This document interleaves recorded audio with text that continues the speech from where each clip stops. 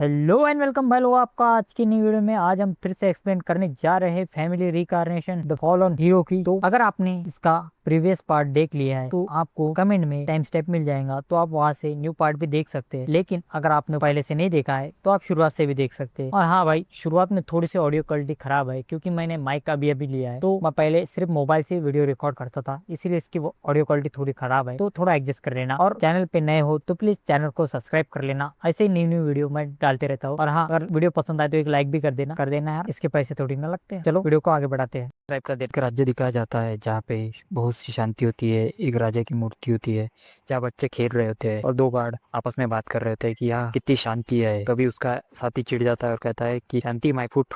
मुझे तो ऐसा लगता है कि वो रिबेलियन कभी भी आ सकते हैं, इसलिए शांति कब भंग हो जाएंगी पता नहीं है। तभी उसके साथी कहते हैं रिबेलियन। अब वो शांत हो गए, लगता है अपने हमारे महाराज से वो डर चुके हैं और अब वो कुछ करने के लायक नहीं बचे। तभी उसका साथी कहते कोई कुछ कहा नहीं जा सकता, कब वो क्या कर दे। तो मुझे तो ऐसा लगता है कि हमें सतर्क ही रहना चाहिए। तभी हमें दिखाया जाता है अंडरग्राउंड का सीन जहाँ पे वही रिबेलियन जो प्लान बना रहे होते हैं कि हम अपने राजा को मार देंगे और उसका थ्रोन हटा लेंगे। और वो बोलते हैं कि ये राजा को मारने का सही टाइम है, हम उसे मारकर इस किंगडम को उससे आज़ाद करेंगे। और तभी उसके साथी दिखाए जाते हैं और तभी वो एक बंदे को कहता है कि तुम्हारा इसमें एक अहम रोल है, तो तुम्हें इसे पार करना पड़ेगा। तभी अपने मेन कैरेक्टर को दिखाया जाता है जिसका नाम होता है लोगन।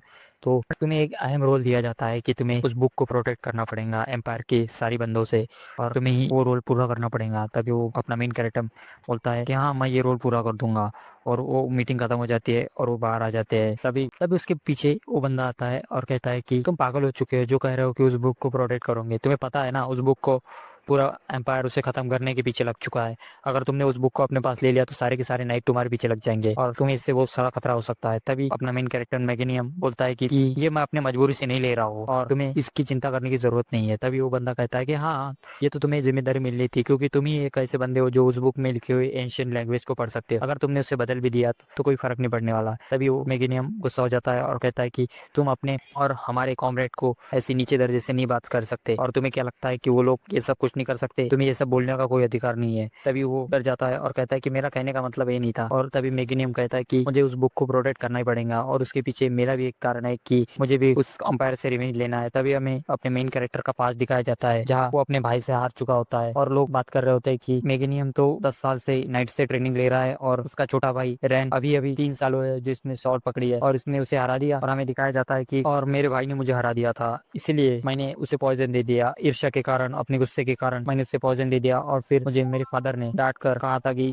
तुम इस हद तक गिर जाओगे मुझे पता नहीं था और तुमने अपने सगे भाई को पॉइजन दे दिया। तुम मेरे बेटे कहलाने के लायक नहीं हो, तुम निकल जाओ मेरे नजरों के सामने से। और मुझे घर से बाहर निकाल दिया था। तभी तभी मैं वो घर छोड़कर बाहर निकल चुका था। और फिर मैं जब फैमिली से अलग हो गया तब मैं एक मर्सनरी बन गया और मिशन करने लगा। और जब मैं 10 सालों तक मिशन कर रहा था तब मुझे रियलाइज हुआ कि मैं कितना कमीना था और मैंने क्या किया है। तो मैं अपनी फैमिली से माफी मांगने वापस आ गया था, लेकिन तब तक बहुत देर हो चुकी थी, मेरे कैसर को आग लग चुकी थी और मुझे तभी पता नहीं चला कि ये क्यों हुआ था। तो मैं इधर उधर उसका आंसर ढूंढने के लिए भटक रहा था। तभी तो लोगों की बातचीत मैंने सुनी और मुझे पता चला आज भी चौराहे पर एक बंदे को एग्जीक्यूट करने वाले है। तभी उसका नाम सुनाई देता है रॉन। तभी वो कहता है कि मेरे भाई को आज एग्जीक्यूट करने वाले हैं। तभी वो दौड़ के उधर जाता है उसे बचाने के लिए और वो कहता है कि रॉन तुम्हें मरना नहीं है, मुझे तुम्हें सॉरी कहना है और मुझे तुमसे बात भी करनी है, मुझे बहुत सी बातें तुम्हें बतानी है। तभी वो उसकी तरफ दौड़ता है लेकिन वो देर देर से वहां पहुंचता है। उसे एक नाइट ने उसकी गर्दन पकड़ के अलग कर दी कर उसे एग्जीक्यूट कर दिया गया रहता है और उसके गर्दन को पकड़ के नाइट कहता है कि यही अंजाम होगा अगर तुम किंग के खिलाफ जाओगे। और फिर अपना रॉन गुस्से में रोने लगता है और फिर वो पास्ट लाइफ की मेमोरी खत्म हो जाती है और प्रेजेंट में आ जाते हैं। तभी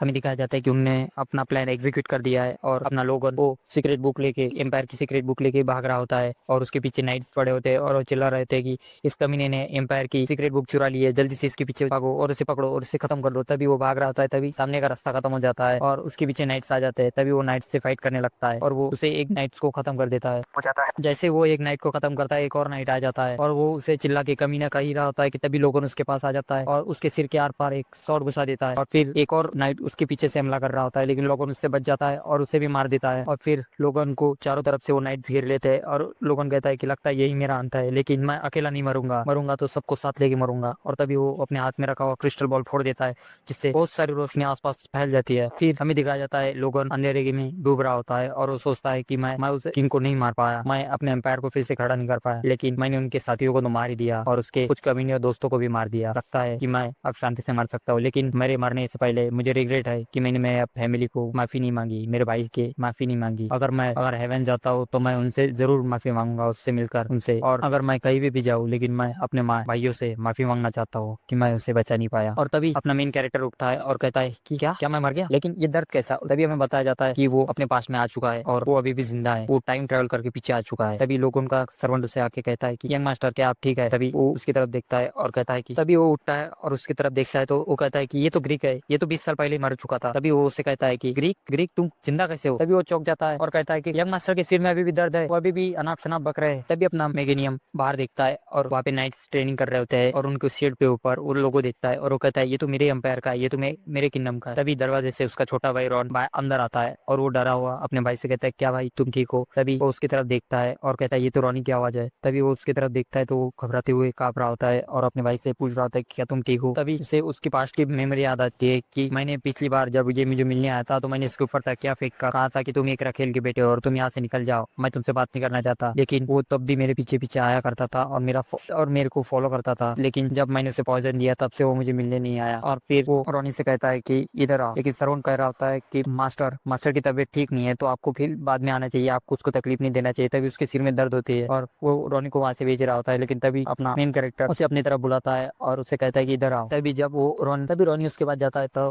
वो लोगों कहता है कि मुझे माफ कर दो, मुझे और भी सावधान रहना चाहिए था और मुझे आप पे हमला नहीं करना चाहिए था।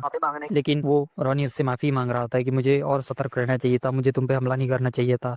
लेकिन अपना लोगन उसे माफी मांगता है और कहता है कि इतना काइंड इंसान जो इतना दिल से साफ है, इसको अपने किंगडम के खिलाफ लड़ना पड़ा और उसमें अपनी जान देनी पड़ी, मैं इसके माफी के काबिल नहीं हूँ। और उससे गले लगा लेता है और उससे माफी मांग रहा होता है और रोने लगता है। तभी लोगन परेशान हो जाता है और उससे कहता है कि आप क्या कर रहे हैं, आप ठीक है ना। तभी उसके सिर में दर्द होता है, लेकिन वो उसे गले लगान देता है और उससे माफी मांग रहा होता है। तभी रोनी फिर वहां से चला जाता है और कहता है कि लोगन मैं तुमसे फिर से मिलने आऊंगा। और वो लोगों से कहता है ठीक है तुम यहाँ से चले जाओ। तभी लोगन खिड़की के बाहर देखता है और कहता है कि अगर ये सपना नहीं है और मैं मेरे पास में आ गया हो तो मैं वो सब बदल दूंगा जो होने वाला है और मैं अपनी फैमिली को फिर से प्रोटेक्ट करूंगा। तभी उसे आवाज दिया जाता है पीछे से यंग मास्टर। तभी वो अपने सर्वेंट को देखता है, वो उससे माफी मांग रही होती है कि मैंने आपके आराम करने के समय पर अंदर आ चुकी हूँ और वो घबराने लगती है। तभी अपना लोगन कहता है कोई बात नहीं, और वो अपने मन ही मन में कहता है कि मैं मेरे सर्वेंट के साथ बहुत ही रूड था, शायद से मैं अपनी गलतियों से सीख नहीं सकता। और तभी वो उसे कहता है कोई बात नहीं तुम यहाँ से चले जाओ। लेकिन उसका जो मेन सर्वेंट होता है वो आता है और कहता है यंग मास्टर मैं इससे समझा दूंगा कि आपके रेस्ट करने के टाइम पे नहीं आए। और तभी अपना मेन कैरेक्टर बोलता है कि जाओ मेरे लिए एक पेन और पेपर लेके आ। तभी वो दोनों डर जाते हैं और कहता है कि आप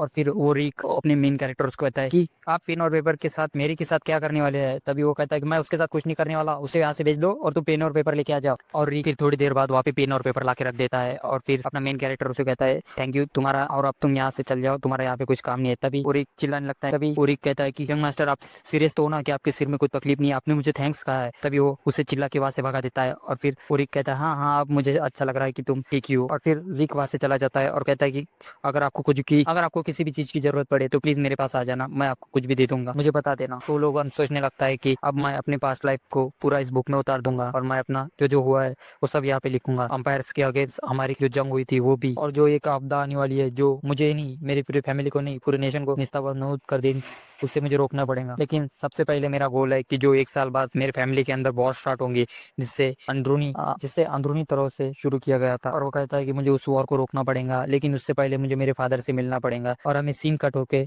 उसके फादर का सीन दिखाया जाता है जो, और उसके फादर खिड़की की तरफ मुंह करके खड़े होते हैं जो कहते हैं कि मेरा बेटा मुझसे मिलना चाहता है। तभी उसका सर्वेंट आके कहते हैं हाँ पेट्रियार्च आपका बड़ा बेटा यंग मास्टर आपसे मिलना चाहता है। तो उसे कहता है ठीक है उसे बुला के लेके आओ। और हमें सीन कट करके थोड़ी देर पहले का सीन दिखाया जाता है जहाँ अपना मेन कैरेक्टर जब हॉलवे से चल रहा होता है तभी आजू बाजू के मेट डर रहे होते हैं और उससे नजर चुरा रहे होते हैं। तभी एक मेट के हाथ से जो कपड़े होते हैं वो गिर जाते हैं और वो डर के उससे माफी मांगने लगती है। तभी लोगों ने उसे हाथ देकर उसे उठाता है, कोई बात नहीं उठ जाओ। लेकिन जब वो मेड उसका चेहरा देखती है तो बहुत डर जाती है और कहती है कि सॉरी यंग मास्टर मुझसे ऐसी गलती आगे से नहीं होगी, प्लीज मुझे माफ कर दी, मुझे माफ कर दीजिए। और वो डर के वहां से भाग जाती है। तभी लोग कहते हैं कोई बात नहीं कोई बात नहीं। मुझे लगता है कि ये लोग एक दिन में मेरा जो बिहेवियर है उससे चेंज इतने जल्दी से स्वीकार नहीं करेंगे। मेरा पुराना बिहेवियर बहुत ही बेकार था जो मैं इनको हमेशा डांटता रहता था। तभी वो आईने में देख के स्माइल करता है, कहता है कि शायद से ये कभी चेंज नहीं होने वाला और ना ही 1 महीने में ना ही 2 महीने में, ये लोग मुझसे हमेशा डरते रहेंगे क्योंकि मेरी सूरत ही ऐसी है। तभी वो स्माइल करता है बहुत ही डेंजरस तरीके से। फिर लोगन वहां से चला जाता है और वो अपने फादर से मिलने के लिए उसके दरवाजे के पीछे होता है और वो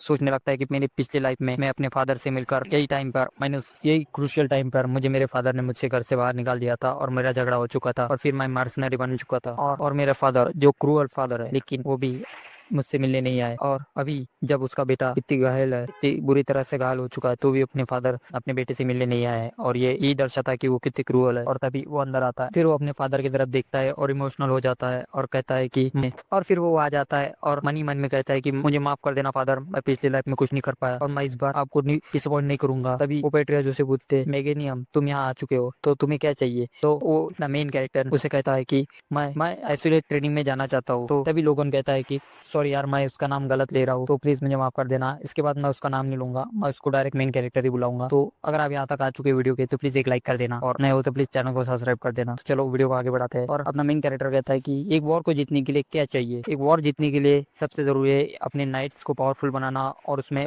नए भर्ती करना और वेपन को बढ़ाना, और ये सब करने के लिए चाहिए पैसा, जो मेरी फैमिली बहुत ही करीब है। हालांकि हम बैरन है लेकिन हमारे पास कुछ भी पैसा नहीं है। हमारी मैकलिन फैमिली किंगडम की लोएस्ट रैंक पे आती है, इसलिए हमारे पास कुछ पैसा नहीं है, लेकिन एक साथ सब कुछ पैसा कमाया जा सकता है। 3 महीने बाद सॉरी एक साल बाद एक इंसिडेंट होने वाला है जिसमें मैं एक साल का पैसा एकदम से कमा सकता हूँ, तो मुझे उसके लिए प्रिपरेशन करना पड़ेगा। और फिर वो अपने फादर से सुनता है, उसके फादर कहते हैं क्या क्या तुम भाग रहे हो क्योंकि तुम अपने बड़े भाई छोटे भाई से हार चुके हो? तो लोगन कहते हैं नहीं, मैं खुद को इम्प्रूव करना चाहता हूँ, इसलिए नहीं कि मैं मेरे भाई से हार चुका हूँ, इसलिए कि मैं अपने आप को सुधारना चाहता हूँ। लेकिन उसके फादर कहता है कि ये बातें मैं बहुत बार सुन चुका हूँ तुम्हारे मुंह से। फिर उसका बाप कहता है कि ये सब तो मैं बहुत बार सुन चुका हूँ, लेकिन तभी अपना मेन कैरेक्टर कहता है कि इतनी जल्दी मेरे फादर मेरे पे विश्वास नहीं करने वाले। मैंने जो पास्ट लाइफ में गलती की है उसकी सजा मुझे अभी भी मिलने वाली है। तभी वो कहता है कि मैं जानता हूँ कि मैं ये सब बहुत बार कह चुका हूँ, लेकिन मुझे अपनी गलतियों का एहसास है। मैं जो इनमेच्योर हूँ, जो मैं अपने गुस्से को इसके दूसरों के ऊपर निकालता हूँ और जो मैं अभी तक बचपने के जैसा बिहेव कर रहा था, मैं उससे सुधारना चाहता हूँ और मैं खुद को स्ट्रॉन्ग बनाना चाहता हूँ, इसलिए मैं आइसोलेशन ट्रेनिंग में जाना चाहता हूँ, लेकिन मैं इसे जल्दी से जल्दी सुधारना चाहता हूँ। लेकिन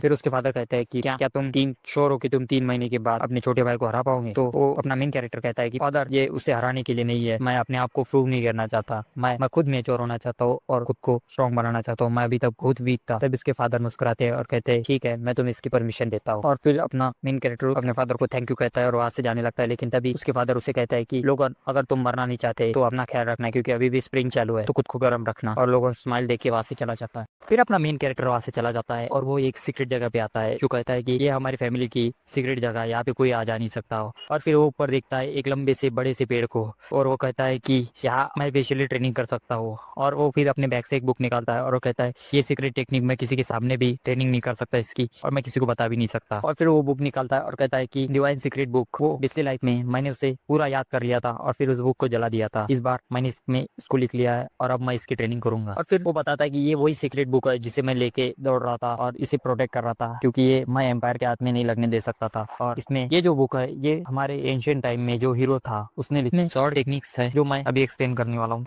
और इसमें ऐसे भी शॉर्ट टेक्निक्स है जिससे तुम सीख लो तो तुम एक इविल ड्रैगन को भी हरा सकते हो। तो मैं अब इसकी प्रैक्टिस करने वाला हूँ।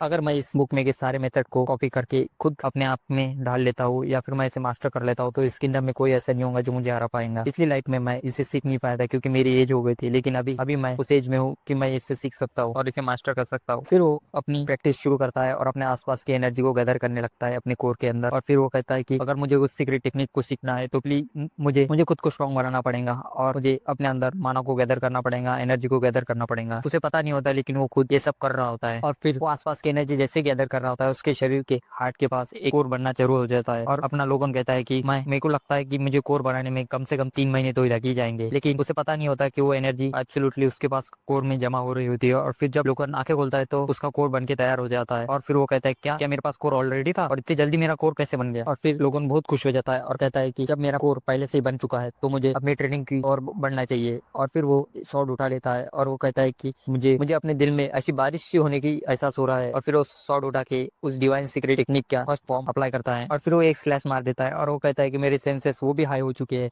और ये कैसे हो गया ये तो मुझे पता नहीं है, लेकिन ये होना बहुत ही अच्छा हो गया, अब मुझे ट्रेनिंग में बहुत ही आसानी होगी। फिर लोगन ट्रेनिंग में जुट जाता है और हमें दिखाया जाता है कि दिन पलटते जाते हैं, दिन से रात, रात से दिन से रात होती रहती है। और फिर हमें कुछ महीने बाद का सीन दिखाया जाता है। फिर लोगन कहता है कि ये मेरे ट्रेनिंग का आखिरी दिन है और फिर हमें दिखाया जाता है अपना लोगन स्वॉर्ड पकड़ के कहता है कि अब मैं फॉर्म को प्रस्तुत करूंगा और फिर वो अपनी स्वॉर्ड लेकर एक बड़ा सा स्ट्राइक मार देता है और फिर वो कहता है कि मेरे सिंगल कोर के सिंगल स्टार की वजह से मैं सिर्फ से एक ही बार कर सकता हूँ। और फिर जब वो उसे स्वॉर्ड को स्विंग करता है तब फिर एक बड़ा सा विशाल सा स्विंग को उस पेड़ को लग जाता है और वहाँ पे धुआं ही धुआं हो जाता है। इससे अपना मेन कैरेक्टर भी थक जाता है और नीचे बैठ जाता है और वो सोचता है कि मैं इसका इस्तेमाल सिर्फ अपने मेन टाइम पर ही कर सकता हूँ और इससे मेरी पूरी एनर्जी खत्म हो चुकी है, मैं इसे अभी रैपिडली यूज नहीं कर सकता। और फिर वो उस पेड़ को देखता है जो बीच से कट चुका होता है और वो कहता है कि ये पावर तो मेरे इमेजिनेशन से भी बढ़ के है और ये टेक्निक जो कोई भी नहीं सीख सकता, इसके लिए बहुत सी ट्रेनिंग की जरूरत है, लेकिन मैंने इसे सीख लिया, लेकिन मैं इसे बार बार इस्तेमाल नहीं कर सकता क्योंकि इसके लिए बहुत एनर्जी चाहिए और मेरे पास सिंगल कोर है, इसलिए मैं अभी इसे बार बार इस्तेमाल नहीं कर सकता, मुझे इसे इमरजेंसी के लिए बचा के रखना चाहिए। अब टाइम हो चुका है कि मैं ये रिजल्ट अपने फादर को बताऊं, लेकिन अपने फादर से मिलने से पहले मुझे नहाना पड़ेगा, मेरे शरीर से इतनी गंदी बदबू आ रही है, फादर मुझे मिलने से पहले लात मार के बाहर भगा देंगे। फिर अपना लोगन किंगडम में जाता है अपने कैसल में और फिर वो अपने फादर से मिलने के लिए आगे बढ़ता है, लेकिन वहाँ एक नाइट उसे रोक लेता है और कहता है कि यंग मास्टर आप अपने फादर से नहीं मिल सकते क्योंकि आपको अपने फादर से मिलने के लिए अपॉइंटमेंट लेनी पड़ेगी। फिर वो लोगन कहता है कि ये कौन सा रूल है और तब फिर रिक पीछे से आके कहता है कि यंग मास्टर ये रूल बहुत पुराना है, जो दिन ब दिन अब बंद होते जा रहा है, इसकी वजह से इसे कोई याद नहीं रखता। और फिर लोगन कहता है कि कुछ महीने पहले तो मैं मेरे फादर से मिला था। तभी वो गार्ड कहता है कि शायद से जब वो गार्ड ड्यूटी पे था दूसरा तो उसने अपना काम ईमानदारी से नहीं किया था, लेकिन अभी अभी अपनी लॉ के हिसाब से आप अपनी पेट्रिया से नहीं मिल सकते, आपको उसके लिए अपॉइंटमेंट लगेगी। तभी अपनी लोगन को कुछ सुनाई देता है और जैसे वो अंदर से आवाज सुनता है तभी लोगन कहता है शायद से मेरी ट्रेनिंग की वजह से मेरे सेंसेस बहुत हाई हो चुके हैं। और फिर वो अंदर से गार्ड्स की बातचीत सुनता है और वो कहता है कि वो गार्ड कह रहे होते हैं कि ये साला गार्ड बहुत ही हरामी है जो यंग मास्टर होने के बाद भी उसे भी अंदर नहीं जाने दे रहा है। लगता है कि जब से यंग मास्टर अपने छोटे भाई से आ रहे हैं उसकी रेपुटेशन बहुत गिर चुकी है। तभी लोगन कहता है शायद से मेरे आइसोलेशन ट्रेनिंग के टाइम पर मेरी रेपुटेशन बहुत ही गिर चुकी है और मुझे इन्हें सबक सिखाना ही पड़ेगा। फिर वो नाइट कहता है कि आपको शायद से ये रूल पता नहीं होगा, लेकिन आपको नेक्स्ट टाइम से ये याद रखना चाहिए और अपॉइंटमेंट लेके आना चाहिए, तो ठीक है आप बाद में आइए अपॉइंटमेंट लेके। तभी वो लोगन उससे उसका नाम पूछता है, तभी नाइट अपना नाम बताता है और फिर लोगन उसके ऊपर ग्लव्स फेंक के उसे चैलेंज कर देता है और वो उसे कहता है कि मैं तुम्हें डुएल के लिए चैलेंज करता हूं। फिर हमें दिखाया जाता है कि अपना मेन कैरेक्टर उसके ऊपर ग्लव जब फेंकता है तो नाइट बहुत गुस्से में आ जाता है और फिर अपना मेन कैरेक्टर कहता है कि तुमने जो मेरी इंसल्ट की है, जो रूल सालों पहले बंद हो चुका है, उसकी वजह से तुमने जो मेरी ह्यूमिलिएशन की है, मेरी इज्जत की जो धज्जियां उड़ाई है, उसकी वजह से मैं तुम्हें डुएल के लिए चैलेंज करता हूँ। और पीछे से जो उसका सर्वेंट होता है रिक, वो बहुत चिंता में आ जाता है और वो कहता है यंग मास्टर आप ये क्या कर रहे हैं। तभी अपना मेन कैरेक्टर उसे चुप करा देता है और कहता है कि मैं तुम्हें डुएल के लिए चैलेंज करता हूँ, तुम क्या कहते हो इससे, क्या तुम डर गए। तभी वो नाइट कहता है कि नहीं मैं ये डुएल एक्सेप्ट करता हूँ। और हमें सीन कट करके सीधा ट्रेनिंग रूम का दिखाया जाता है जहाँ पे दोनों ने शॉट पकड़ ली होती है और वहाँ पे नाइट बात करने लगते हैं कि क्या ये सही में एक नाइट से फाइट करने वाला है, क्या यंग मास्टर हमारा पागल हो चुका है, लेकिन इसमें बहुत मजा आने वाला है, अब हमें फाइट देखने में बहुत मजा आएगा। और फिर उसमें से एक नाइट कहता है कि मैं शर्त लगाता हूँ कि अपना यंग मास्टर उसके एक ही हमले से हार जाएगा। और क्या वो अपने छोटे भाई से नहीं हार गया था, इसीलिए तो वो ट्रेनिंग के लिए गया था ना, छुप गया था आइसोलेट ट्रेनिंग के नाम पे। तभी दूसरा एक बंदा कहता है कि हाँ मैं भी इसके ऊपर एक बेट लगाता हूँ 50 गोल्ड की कि वो भी एक ही बार में हार जाएगा, मैं बेट लगाता हूँ 50 गोल्ड की कि वो 5 मिनट भी नहीं टिकेगा। और फिर दूसरा नाइट कहता है 50 गोल्ड, मैं 100 गोल्ड की बेट लगाता हूँ कि वो 2 मिनट भी नहीं टिकेगा। फिर अपना मेन कैरेक्टर कहता है कि तुम्हारी ये बातें मैं सब सुन सकता हूँ और तुम्हें क्या लगता है कि मैं इसके सामने टिक नहीं सकता, मैं इसे हरा नहीं सकता, मैं ये तुम्हारी गलत फहमी है, मैं इसे जल्द ही खत्म कर दूंगा और मैं इसे ऐसा सबक सिखाऊंगा कि सारे के सारे नाइट इसे याद रखेंगे। ओहो। फिर वो नाइट कहता है कि यंग मास्टर आप तो बहुत रिलैक्स लग रहे हैं, शायद से आपको पता नहीं कि फाइट क्या होती है, तो आप प्लीज केयरफुल रहना और अपने आप को ज्यादा इंजर मत कर लेना। तो अपना मेन कैरेक्टर दे ओहो, तो तुम्हें लगता है कि तुम मेरी केयर कर रहे हो, जिससे मैं तुम्हें बख्श दूंगा, ये कभी नहीं होने वाला और तुम ऐसा दिखा रहे हो कि तुम्हें मेरी चिंता है। और फिर हमें एक दिखाया जाता है जो कहता है कि क्या यंग मास्टर ने सही में उनसे फाइट करने का डिसाइड कर लिया है, मेरी तो सांसें रुक चुकी है, अब मुझे लगता है कि मैं मरने वाला हूँ। फिर वहाँ रेफरी आ जाता है और वो कहता है कि डुअल आप दोनों के बीच में होने वाला है, तो मैं सेफ्टी के ध्यान देने के लिए मैं आपको गुजारिश करता हूँ कि आप रियल शॉट का छोड़कर एक लकड़ी के शॉट का यूज करें और मैं आपको नियम बता देता हूँ इस डुएल के।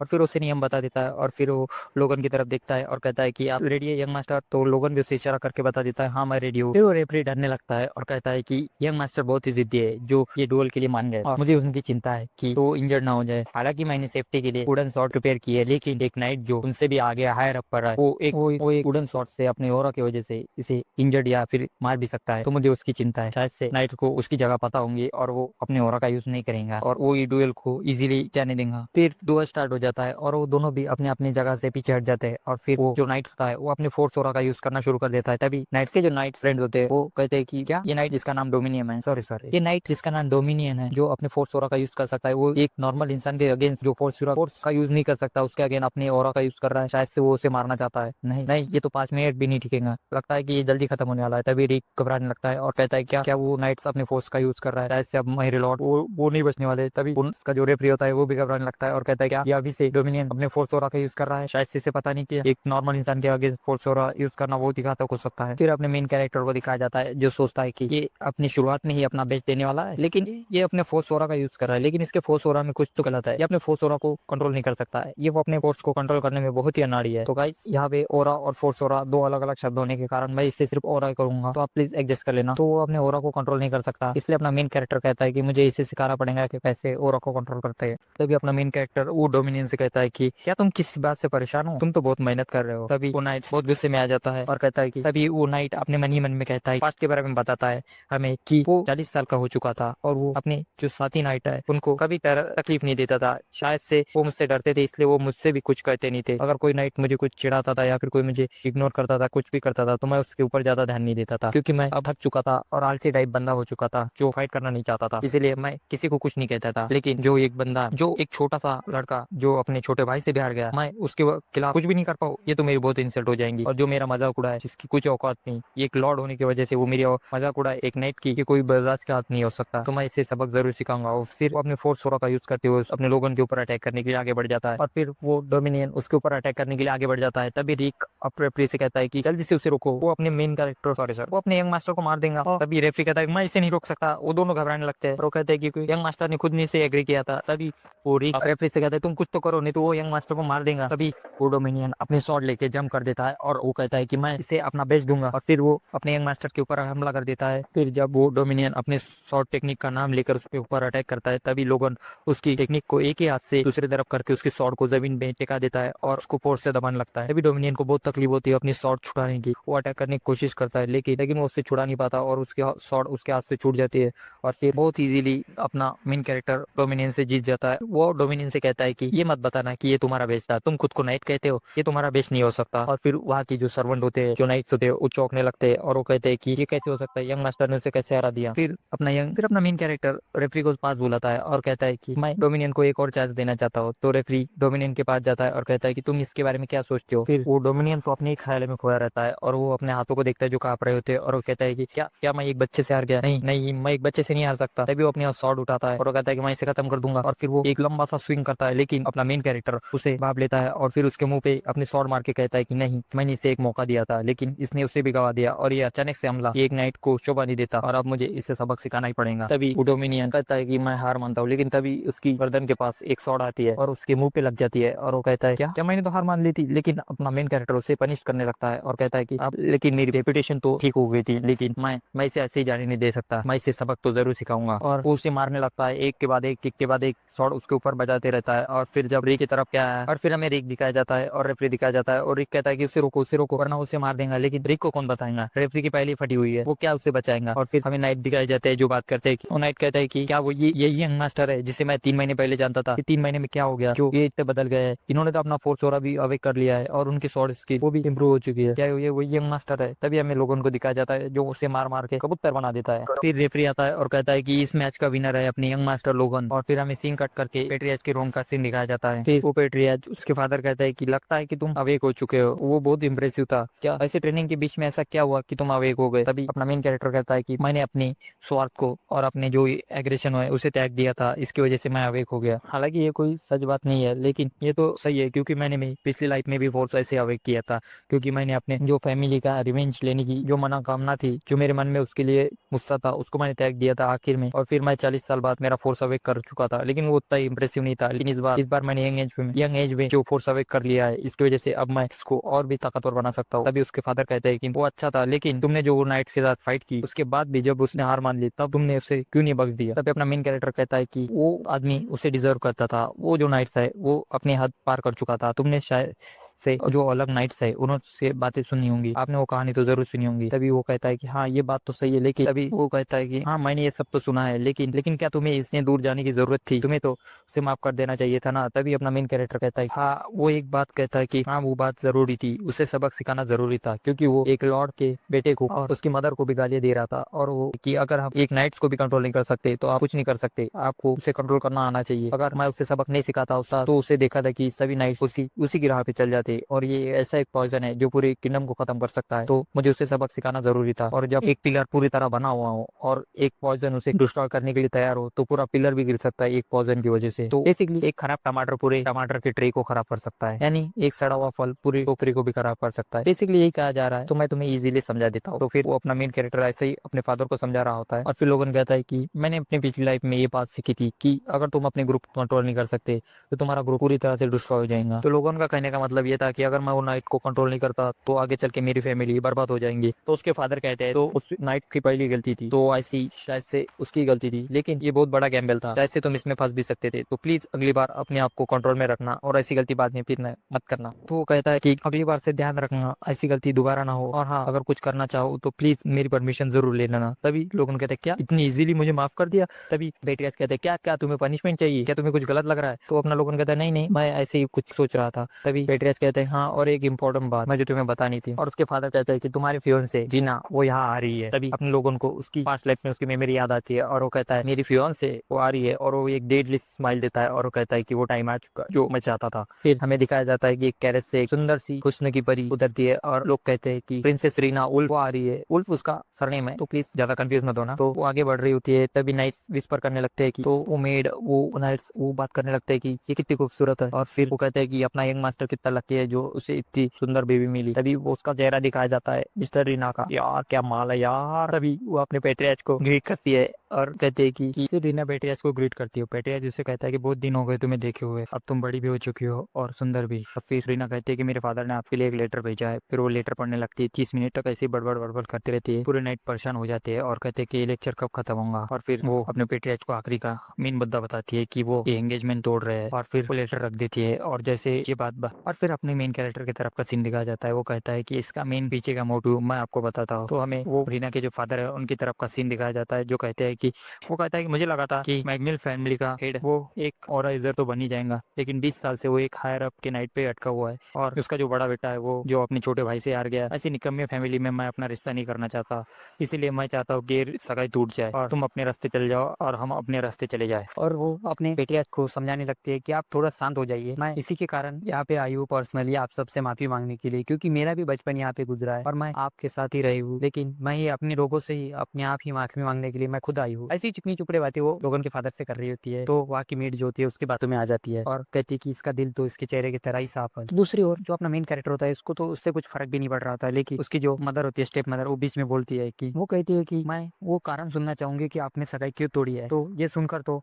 उसकी बोलती बंद हो जाती है रीना की। और फिर लोगन कहता है कि मारिया केओस मेरी स्टेप मदर, ये रोनियल की रियल मदर, वो एक ऐसी लेडी है जो मुझसे नफरत करती है, क्योंकि मैं इस राज्य का अगला सक्सेसर बनने वाला हूँ, इसलिए वो मुझसे नफरत करती है। मुझे लगा था कि वो चुप रहेंगी, लेकिन ये फैमिली की रिस्पेक्ट की बात है इसलिए वो आगे आई। और फिर रीना कहती है कि मुझे माफ करना, लेकिन मुझे इसका रीजन तो पता नहीं है। फिर उसकी स्टेप मदर मारिया कहती है कि सगाई टूट रही है और तुम्हें इसके बारे में कुछ नहीं पता, तुम ऐसा कह रही हो। और फिर रीना कहती है कि मैं मेरे फैमिली की डिसीजन सिर्फ मेरे फादर लेते हैं और मैं उसके बीच में दखल अंदाजी नहीं करती, और जो मेरे फादर कहते हैं मैं वही करती हूँ। वो एक्टिंग करने लगती है और जैसे मेरे फादर कहते हैं तो मैं उससे मानती हूँ, क्योंकि मैं किसी और की फैमिली का हिस्सा बनना चाहती थी। फिर मारिया भी एग्रेसिव हो जाती है और कहती है कि रीना तुम्हें भी नहीं पता रीजन, और तुम यहाँ पे अपोलोजाइजेशन मांगने आई हो, माफी मांगने आई हो, वो भी पर्सनली। मारिया ये सब बातें सुन के तो रीना का मुंह ही बंद हो जाता है। और फिर रीना जो होती है वो कहती है कि इस सगाई को तोड़ने के बदले हमारी वुल्फ फैमिली आपको कंपनसेशन करेंगी, वो भी 3 मिलियन। और वो 3 मिलियन सुनकर तो एक बंदे के मुंह खुला हो जाता है, और वो हमें बताया जाता है कि ये इनका फाइनेंशियल मिनिस्टर होता है। इसका नाम तो बहुत हार्ड है यार, इसलिए हम इसे डॉगी चैन बुलाएंगे, क्योंकि इसका बिहेवियर आगे चल के ऐसा ही होने वाला है डॉगी के जैसा, तो हम इसे डॉगी चैन बुलाएंगे। तो स्टोरी पे वापस आते हैं और फिर वो बंदा कहता है कि 3 मिलियन ये तो इनके पूरे साल के बजट के बराबर है। फिर लोगन कहता है कि ग्रेट अब टाइम आ चुका है, मुझे कैसे भी करके उस पैसे को लेना पड़ेगा। पैसे की बात सुन के तो उसके जो फादर होते हैं वो बहुत ही गुस्से में आ जाते हैं और कहते हैं क्या क्या तुम हमारे पैसे से हमारी प्राइड को खरीदना चाहती हो, और वो अपना प्रेशर सब पे बनाने लगते हैं। तभी उन नाइट को भी परेशानी होने लगती है और रीना को बचाने के लिए उसका एक नाइट आगे आ जाता है और उसे कहता है कि आप प्लीज मेरे पीछे रहिए। फिर वो बेरेन से कहता है कि बेरेन प्लीज शांत हो जाइए, मैं उल्फ क्लैन का एक नाइट होने के नाते आपको विनती करता हूँ कि आप प्लीज शांत हो जाइए और हम बातचीत करके इस मैटर को सॉल्व कर सकते हैं। पेट्रियाज उसे कहते हैं कि तो तुम भी एक हाई रैंक की नाइट हो मेरी तरह, इतने कम एज में तुम एक हाई रैंक की नाइट बन चुके हो, बहुत ही अमेजिंग। मुझे लगता है कि उल्फ फैमिली ने एक राइजिंग स्टार को पाला है जो यंग एज में ही नाइट बन चुका है। लेकिन बच्चे अगर तू ऐसे अपना मुंह चलाते रहा तो शायद से तू अपनी जिंदगी या फिर अपनी पोजीशन से हाथ धो बैठेगा। सीधी सीधी उसे मारने की धमकी दी जा रही है। तो चलो अब हम देखते हैं आगे। तभी वो नाइट अपना गेम खेल देता है और कहता है कि मेरे लॉर्ड ने कहा था कि आप एक ऑनरेबल पर्सन हो जो अपने मेहमानों के ऊपर अपनी ताकत का इस्तेमाल नहीं करेंगे और अपने अपने छोटे भाई बहनों या फिर कमजोर लोगों को कर्ज देंगे। और उसकी बात सुनकर पेट्रियाज अपने गुस्से को कम कर लेते हैं और उन पे का प्रेशर हटा देते हैं। और रीना भी बीच में कहती है कि हम ये नहीं कह रहे बहन कि हम आपको पैसे से खरीदना चाहते हैं आपके ऑनर को। मेरे फादर तो पैसे के बिना पे अपनी फ्रेंडशिप को बना के रखने के लिए ये मुआवजा दे रहे हैं ताकि हमारे बीच के जो संबंध है वो खराब ना हो। और फिर पेट्रियाज जो अपने मन ही मन में कहते हैं कि उस कमीने वुल्फ ने एक छोटे बच्चों को बेच दिया। अगर मैं अपना फोर्स का इसके ऊपर यूज करता हूँ तो इससे मेरी रेपुटेशन गिर जाएंगी। वो कमीना वुल्फ वो क्या ये करना चाहता है छोटे बच्चों को आगे बेचकर? फिर वो कहते हैं कि मैं पेट्रियाज होने के नाते आपको एक आश्वासन देता हूँ कि हमारी जो मैकविल फैमिली है वो किसी विजिटर पे हमला नहीं करेगी। और मैं ये भी कहता हूँ कि मैं आपके वुल्फ फैमिली का जो प्रपोजर है, जो आपने जो प्रपोजर दिया है, मैं उसे भी एक्सेप्ट नहीं करता। उस 3 मिलियन के बदले आपको हमारी मैकविल फैमिली से माफी मांगनी पड़ेगी। सीधी सीधी बात है भाई, इसको घमंड है अपनी प्राइड के ऊपर और ये चाहता है कि वो लोग इनसे माफी मांग ले, वो पैसे उससे कुछ नहीं होना। ये लोग ऐसे होते हैं जो अपने स्वाभिमान को पैसे के भी आगे देखते हैं। इसी की वजह से इसकी फैमिली गरीब है। आपका क्या कहना है इसके ऊपर कमेंट में मेरे को जरूर बताना। क्या आप अगर ऐसे सिचुएशन में होते तो क्या आप वो 3 मिलियन गोल्ड लेते? हम गोल्ड छोड़ देते, 3 मिलियन पैसे भी अगर रुपए भी होते तो क्या तुम ले लेते? प्लीज मुझे कमेंट में जरूर बताना। मैं तो होता तो जरूर ले लेता यार। मैं क्या वो 3 मिलियन में और ऐसे 300 लड़कियां खड़ी कर देता। और फिर पेट्रियाज कहता है कि मैं इस मुआवजे को ठुकराता हूँ और मैं चाहता हूँ कि रीना वुल्फ मेरे बेटे से सिंसियरली माफी मांगे। और इसकी ये बातें सुन के वहाँ की जो प्रजा होती है, वो जो नाइट्स होते हैं उसके, वो खुश हो जाते हैं और कहते हैं कि ये है एक नोबल की पहचान। अजी घंटा मेरे नोबल की पहचान। ऐसे लोग ही फैमिली को डुबाने के लिए सबसे आगे होते हैं। और फिर तभी लोगन अपना हाथ खड़ा करके कहता है कि प्लीज मेरी बात सुने, मेरी सगाई टूट रही है तो प्लीज मेरी भी एक रिक्वेस्ट है जिससे सुना जाए। और फिर अपने मन ही मन में कहता है कि वो 3 मिलियन वो मुझे चाहिए, मैं उसे किसी भी हालत में छोड़ नहीं सकता। ये होता है एक लालची इंसान का मन। और फिर लोगन मन ही मन में कहता है कि वो 3 मिलियन गोल्ड वो मेरे फैमिली की साल भर के बजट के बराबर है। और मेरी फैमिली इतनी गरीब है कि अभी जो मेरे स्टेप मदर की तरफ से फंडिंग आती है उसके ऊपर ही निर्भर है और वो फंडिंग कब बंद हो जाए ये भी कुछ कहा नहीं जा सकता। और फिर लोगन अपने फादर से कहता है कि मैं उस माफी के बदले वो 3 मिलियन गोल्ड लेना चाहूंगा। और फिर पेट्रियाज गुस्से में उसके ऊपर प्रेशर डालते हैं और कहता है कि क्या तुम चाहते हो कि मैं अपने शब्दों से पीछे हट जाऊं? तो फिर लोगन कहता है कि ये प्रेशर बहुत हाई है, लेकिन मुझे इसे सहना पड़ेगा। अगर मैं इसे भी नहीं सह पाया तो मैं अपने फैमिली को आगे कैसे बढ़ाऊंगा, मैं खुद आगे कैसे बढ़ूंगा? और फिर उसका फादर जो होता है वो कहता है कि लोगन मैकविल फैमिली इतनी भी गरीब नहीं है कि जो अपने ऑनर के बदले पैसे के लिए अपने ऑनर को खो दे। इतनी भी गरीब नहीं है अपनी मैग्नी फैमिली। लेकिन वो अपना लोगन जो होता है वो लंबी सी सांस छोड़ के कहता है कि हाँ मैं गरीब हूँ, मेरे फादर गरीब है, मेरे दादा गरीब है। अरे यार ये ऐसी सिचुएशन है कि इसे देखकर तो मुझे एक मीम याद आ गया। मैं जरूर उस मीम को आगे लगाऊंगा। और बाप गरीब, दादा गरीब, परदादा गरीब, उसका बाप गरीब, सब गरीब, सातों पुश्ता गरीब। और फिर उससे चिल्ला के कहता है कि जो फिर लोगों अपने फादर से कहता है कि हाँ हम गरीब है, हमें जो बैंक से 3 मिलियन का लोन लिया है उसे भी चुकाना है, अभी तक हमने उसका इंटरेस्ट भी नहीं चुकाया है। और मेरी जो माँ स्टेप मदर है मारिया, उसकी फैमिली से जो फंडिंग आ रही है उसकी वजह से ये घर चल रहा है और अगर वो बंद हो गई तो हम दिवालिया हो जाएंगे। और फिर हमें दिखाया जाता है कि लोग ये सब अपने मन में कह रहा होता है। और फिर लोगन कहता है कि मैं ये बोलना चाहता हूँ लेकिन मैं ये सब नहीं कह सकता। फिर लोगन उसके फादर से कहता है कि फादर हमारे पास ऑनर के बदले कुछ भी नहीं है, हमें उस 3 मिलियन गोल्ड को ले लेना चाहिए। फिर उसके फादर कहते हैं कि क्या तुम्हें लगता है कि मैं अपने ऑनर के बदले इस पैसे के लिए अपना ऑनर बेच दूंगा? तो फिर लोगन कहता है कि वुल्फ फैमिली जो एक काउंटी है यानी इनसे बड़ी होती है, जो जैसे एक जिला हो गया या फिर एक किंगडम हो गया, एक देश हो गया, वैसे इनका डिफरेंस है। तो वो बता रहा होता है कि अगर हमने उनसे पैसे नहीं लिए तो लोगों को लगेगा कि हमने उनका ऑफर ठुकरा के उनके पावर से हम डर गए और हमने उनके पैसे एक्सेप्ट नहीं कर लिए, तो ऐसा लोगों को लग जाएगा और लोग सोचेंगे कि हम उन्हें अपना लॉर्ड मान रहे हैं और इसीलिए हमें वो ऑफर एक्सेप्ट कर लेना चाहिए, वरना ऐसे रूमर फैल जाएंगे। तो रीना कहते हैं कि नहीं नहीं ये सब गलत फहमी है, हम ऐसा कुछ नहीं करने वाले और हम आपके खिलाफ ऐसे करने के रूमर क्यों फैलाएंगे? हम मैकविल फैमिली के ऑनर को रिस्पेक्ट करते हैं, हम ऐसे रूमर नहीं फैला सकते। और फिर लोगों ने कहता है कि तू तो चुप ही रहे, तू अपनी सगाई तोड़ने आई है और तुझे रीजन भी नहीं पता और तू कह रही है कि मैं ये अपने फादर के कहने पे कर रही हूँ, तो अपनी कैसे जवान बंदी रखे तो अच्छा है, ये हमारे फैमिली के बीच की बात है, तू इसमें नहीं बोले तो अच्छा है। ये बात तो सुनकर रीना का दिल ही टूट जाता है, उसका मुंह उतर जाता है और वो चुप हो जाती है। लोगन अपनी प्रीवियस लाइफ के इंसिडेंट के बारे में बताता है कि वो बहुत लंबी चौड़ी कहानी सुनाता है, लेकिन मैं तुम्हें शॉर्ट में बता देता हूँ। ये दिल टूटे आशिक का पिछले जब ये रिकारनेशन होने के पहले की जो जिंदगी थी उसमें इसके साथ ऐसा हुआ था कि इस रीना ने उसे एक कमरे में बुला के उसे कहा था कि मैं ये सगाई तोड़ रही हूँ, मैं तुमसे ब्रेकअप कर रही हूँ, लेकिन मैं ब्रेकअप करने से पहले एक अच्छी सी यादें तुम्हारे साथ बनाना चाहती हूँ। यानी कि तुम समझ रहे हो ना, समझ रहे हो दया क्या कहने की कोशिश हो रही है। लेकिन जैसे वो ये सब बातें कर रहे होते हैं तभी वुल्फ यानी रीना अपने पॉकेट से एक खंजर निकालती है और अपने कपड़े फाड़ने लगती है और फिर वो खंजर अपने मेन कैरेक्टर के ऊपर फेंक देती है। लेकिन अपना मेन कैरेक्टर जल्दी से अपनी तलवार निकाल के उसे फेंक देता है और वो रीना जोर से चिल्ला देती है। फिर उसका नाइट अंदर आता है और उसकी तरफ देखता है जो रो रही होती है।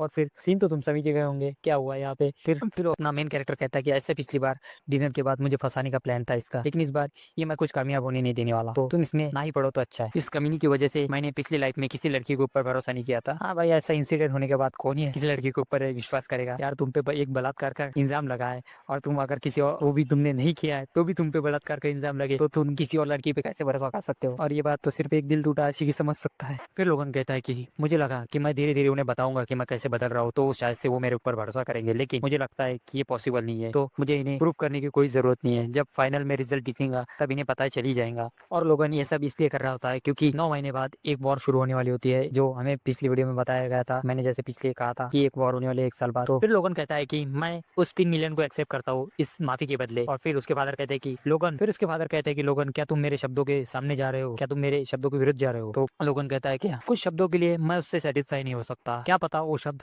दिल से कहे हुए हो या नहीं, यानी कि दिल से सॉरी कहा है यानी मुझे क्या पता, शायद से वो कह दे लेकिन मन में कुछ और रखे, तो इससे अच्छा तो मैं पैसे ले लूं। और फिर वो कहती है कि वुल्फ की रीना कहती है कि वुल्फ फैमिली आपकी विश को जरूर पूरी करेगी। और फिर जो उसके फादर होते हैं वो कहता है कि मैं ये तुम पे छोड़ता हूँ बेटा, और कहता है कि इसका फैसला मेरा बेटा ही करेगा क्योंकि उसकी सगाई टूटी है। और फिर लोगन वही कहता है जो उसने पहले कहा था, वो कहता है कि मैं उस 3 मिलियन को चुनता हूँ वो माफी के बदले। और फिर उसके फादर कहते हैं कि मैं तुम्हें शायद से शिष्टाचार का एक अच्छा पार्ट नहीं पढ़ा पाया और मैं तुम्हें एक सज्जन इंसान नहीं बना पाया। और फिर हमें दिखाया जाता है कुछ दिन बाद का सीन, उसके पास वो 3 मिलियन गोल्ड आ चुका होता है और फिर उसे देखकर वो बहुत खुश हो रहा होता है। और फिर वो कहता है कि मुझे ज्यादा एक्साइटेड नहीं होना चाहिए क्योंकि आगे चल के मुझे इसका सही इस्तेमाल करना पड़ेगा, पहले तो मुझे इसे बैंक में जमा करना पड़ेगा और आगे की प्लानिंग करनी पड़ेगी। और फिर तभी उसके दरवाजे पे नॉक होता है और अपना मेन कैरेक्टर सोचता है कि ये वीक होगा और फिर उसे अंदर आने की इजाजत देते था। और जैसे वो अंदर आता है फिर हमें दिखाया जाता है वो फाइनेंशियल मैनेजर होता है, लेकिन हमने इसका नाम डॉगी रखा था तो हम इसे डॉगी बुलाएंगे। फिर वो डॉगी अपना नाम बताता है और फिर यंग मास्टर को ग्रीट करता है और फिर अपना मेन कैरेक्टर कहता है तुम तो रीक नहीं हो, तुम तो फाइनेंशियल मैनेजर हो। तो फिर उनकी कन्वर्सेशन शुरू हो जाती है और वो फाइनेंशियल मिनिस्टर समझता है कि मैं इसे तो आसानी से बेवकूफ बना दूंगा और वो 3 मिलियन गोल्ड अपने फायदे के लिए इस्तेमाल करूंगा। और फिर वो अपने बारे में बताने लगता है कि मैं इस फैमिली का फाइनेंशियल मिनिस्टर हूँ और इसकी वजह से मुझे इनके खर्चे उठाने पड़ रहे हैं और इनकी हालत तो ऐसी है कि जैसे भिखारी भी इससे अमीर हो और मुझे जो उनकी फैमिली के ससुराल वाले हैं उनसे भी पैसे मांगने पड़ते हैं। अगर मेरा होम टाउन इसी जगह पे नहीं होता तो अब तक तो मैं ये गाँव छोड़ती और नौकरी छोड़ के चला जाता, लेकिन मैं उसकी वजह से यहीं पे बैठा हूँ। लेकिन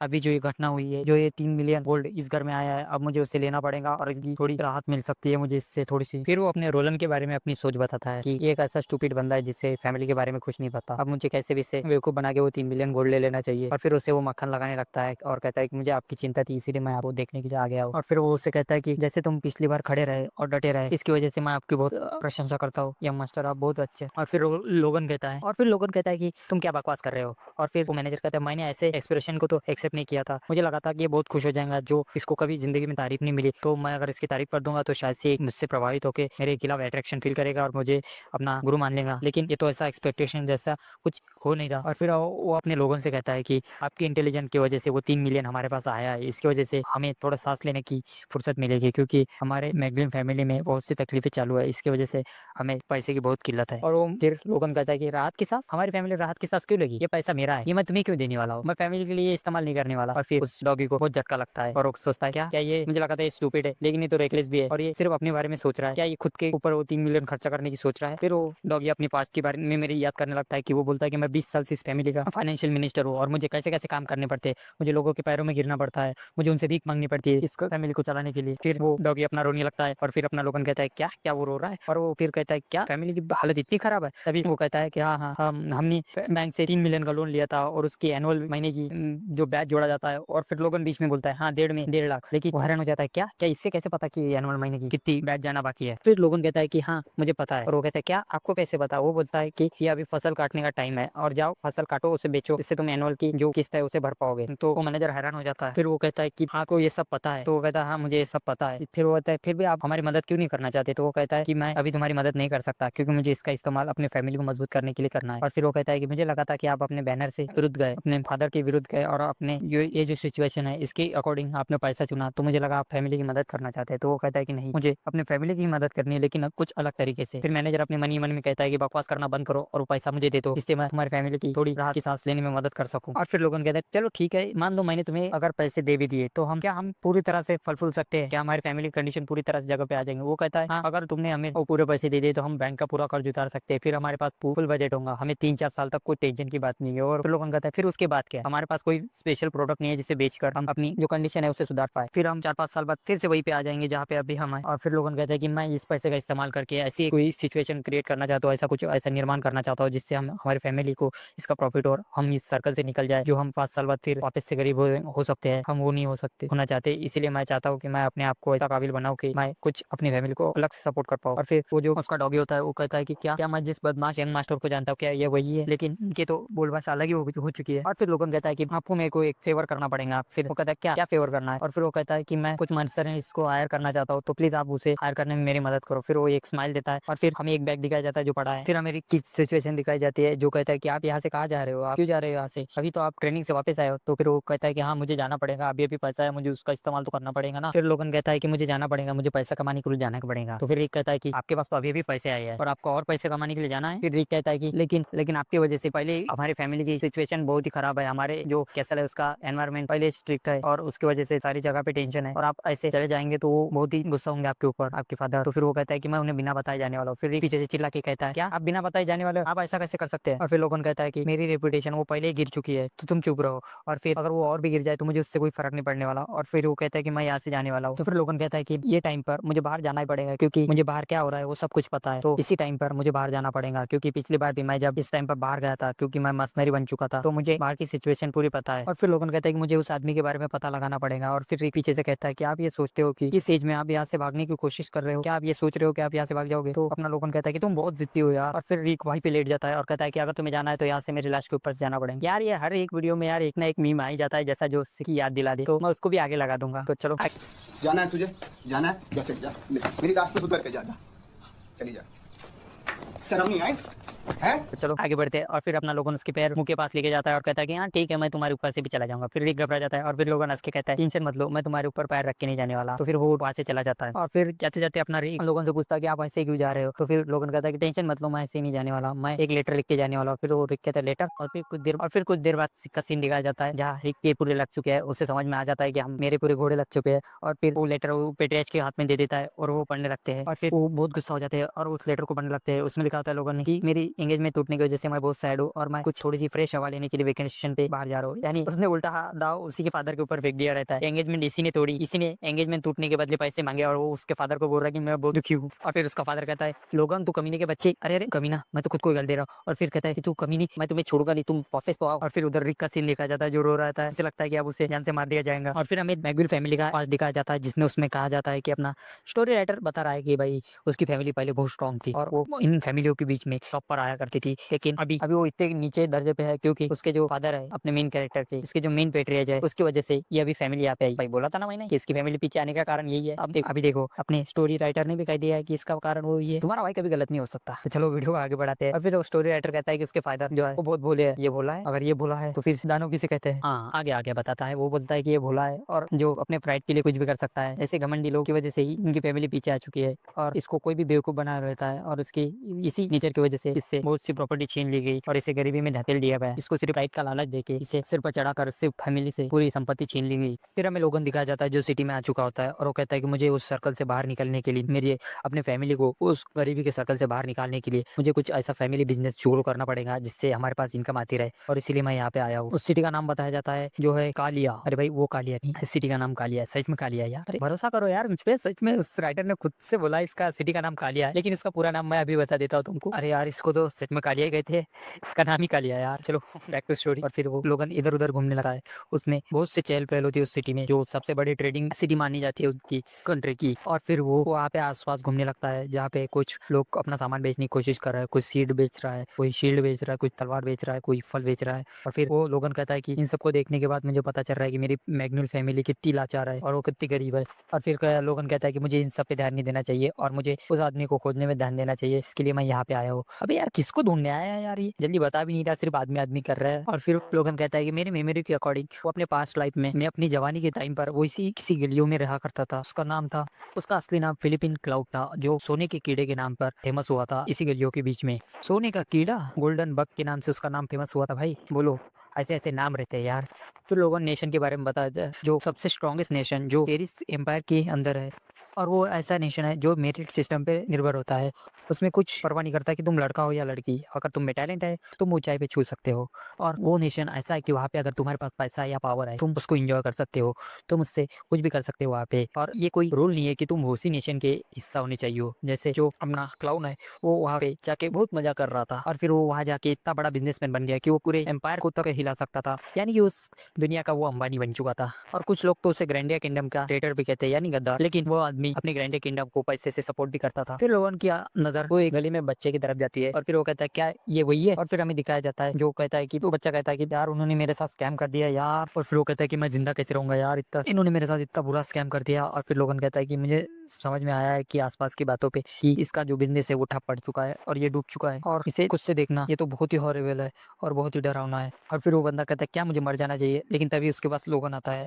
लेकिन तुम, फिर लोगन उसकी तरफ हाथ बढ़ाता है और उसे कहता है क्या तुम ही फिलिप क्लाउड हो? तो वो कहता है हाँ मैं ही फिलिप क्लाउड हूँ। तो फिर वो फिलिप क्लाउड, हम यार इसका नामकरण कर ही देते हैं तो हम इसे फिलिप बुलाएंगे, तो चलो इसको फिलिप बुलाते हैं। और फिर वो फिलिप्स कहता है क्या तुम्हें मुझसे क्या काम है? तो फिर वो उसकी तरफ देखता है और कहता है इसके लाल बाल और लाल आंखें, लगता है ये बहुत स्ट्रॉन्ग है। और फिर वो कहता है क्या तुम्हारे पास थोड़ा टाइम है, क्या मैं तुमसे कुछ बात कर सकता हूँ? तो फिलिप्स कहता है क्या तुम्हें मुझसे क्या काम है? और फिर फिलिप्स कहता है कि इसकी आंखों में ऐसा इमोशन दिख रहा है जैसे लालची इंसान के बिजनेसमैन के बारे में जैसे दिखता है ना। तो फिलिप्स कहता है कि मैं उसके आर्मर को देख के उसे जल्दी पहचान नहीं पाया, लेकिन ये एक मर्सनरी है। और फिर लोगन और फिलिप चिल्ला के कहता है कि अभी अभी वो डेट नहीं आया जब मुझे तुम्हें पैसा देना है, अभी मेरा सामान नहीं बिका है तो प्लीज आप 3 दिन बताना। और फिर लोगन उससे समझाने लगता है और लोगन कहता है कि मैं तुमसे पैसे लेने नहीं आया हूँ यार। और फिर वो उसकी बात ही नहीं सुनता है, वो कुत्ते के जैसे भोंकते रहता है कि अभी अभी मेरे पास पैसा नहीं है, अभी मेरा माल नहीं बिका है तो मैं तुम्हें पैसा नहीं दे सकता। और वो हंसने लगता है। फिर वो कहता है कि अरे, फिर वो शांत हो जाता है और कहता है कि मैं तुम्हें पैसे मांगने नहीं आया हूँ। और फिर उसके ध्यान में आता है कि ये मुझसे पैसे मांगने नहीं आया। और फिर उसकी ध्यान उसकी तरफ आकर्षित होता है। और फिर लोगन कहता है कि पहले थोड़ा शांत हो जाओ, मैं तुमसे पैसे मांगने के लिए नहीं आया हूँ, मैं वो इंसान नहीं हूँ, लेकिन मैं तुम्हारे ऊपर तो इन्वेस्ट करने के लिए आया हूँ, मैं वो इंसान हूँ जो तुम पे इन्वेस्ट करने के लिए आया हूँ। और फिर फिलिप्स कहता है क्या इन्वेस्टमेंट? फिर लोगों ने उससे सारी बातें बता देता है। फिर फिलिप्स कहता है कि लगता है कि वो पागल हो चुका है जो ऐसे एक बंदे पे पैसे लगा रहा है जो अभी अभी उसका बिजनेस डूब चुका है। और फिर वो कहता है फिलिप्स की मुझे तो ट्राई तो एक बार करना ही चाहिए। और फिर वो कहता है कि तुम मुझ पे कितना इन्वेस्ट कर सकते हो? तो लोगन कहता है कि तुम्हें कितना चाहिए, मैं तुम पे कुछ भी इन्वेस्ट कर सकता हूँ और मैं तुम्हारा कार्ड छुड़ा के मैं तुम्हें कम बैक करने में भी मदद कर सकता हूँ। और फिर फिलिप्स उसकी तरफ देखने लगता है और फिर वो कहता है कि वो इतने हड़बड़ी में आया है कि उसके ऊपर इतनी गंदगी लग चुकी है। और फिर जैसे उसके आर्मर पे से गंदगी हटती है और फिर वो जैसे उसका लोगो देखता है और फिर वो बहुत गुस्से में आ जाता है। और फिर लोगन कहता है कि तुम्हें कितना चाहिए, मैं तुम्हें जितना चाहिए उससे ज्यादा ही देने को तैयार हूँ। और फिर वो फिलिप्स कहता है तुम कमीने, तुम बदमाश, अगर तुम्हें मुझे धोखा ही देना था तो तुम्हें तैयारी करके आना चाहिए था दूसरे लोगों की तरह जिन्होंने मुझे बिजनेस में धोखा दिया है। और फिर वो उस पर चिल्लाने लगता है और फिर वो चिल्लाने लगता है और कहता है कि तुम कोई इन्वेस्टर नहीं है, तू एक चीटर है और तुम्हारे जो चेस्ट पे सिंबल है वो मैगलिन फैमिली का है जो अपने ससुराल से भीख मांगती है उनका बजट पूरा करने के लिए, तू एक भिखारी के परिवार से है। और फिर वो कहता है तुम अपनी फैमिली का कर्ज चुका दो वही बड़ी बात है और तुम मुझे चाहते हो कि मुझ पे इन्वेस्ट करो, और अगर तुम मुझे धोखा देते हुए पकड़ा गया तो मैं तुम्हें फांसी पे ऊपर चढ़ा दूंगा। और वो कहता है कि तुम गलत बंदे के पास आ गए हो स्कैम करने, क्योंकि मैं पहले से स्कैम हो चुका हूँ। और फिर वो कहता है कि भाई भाई भाई भाई, वो रोने लगता है उसके ऊपर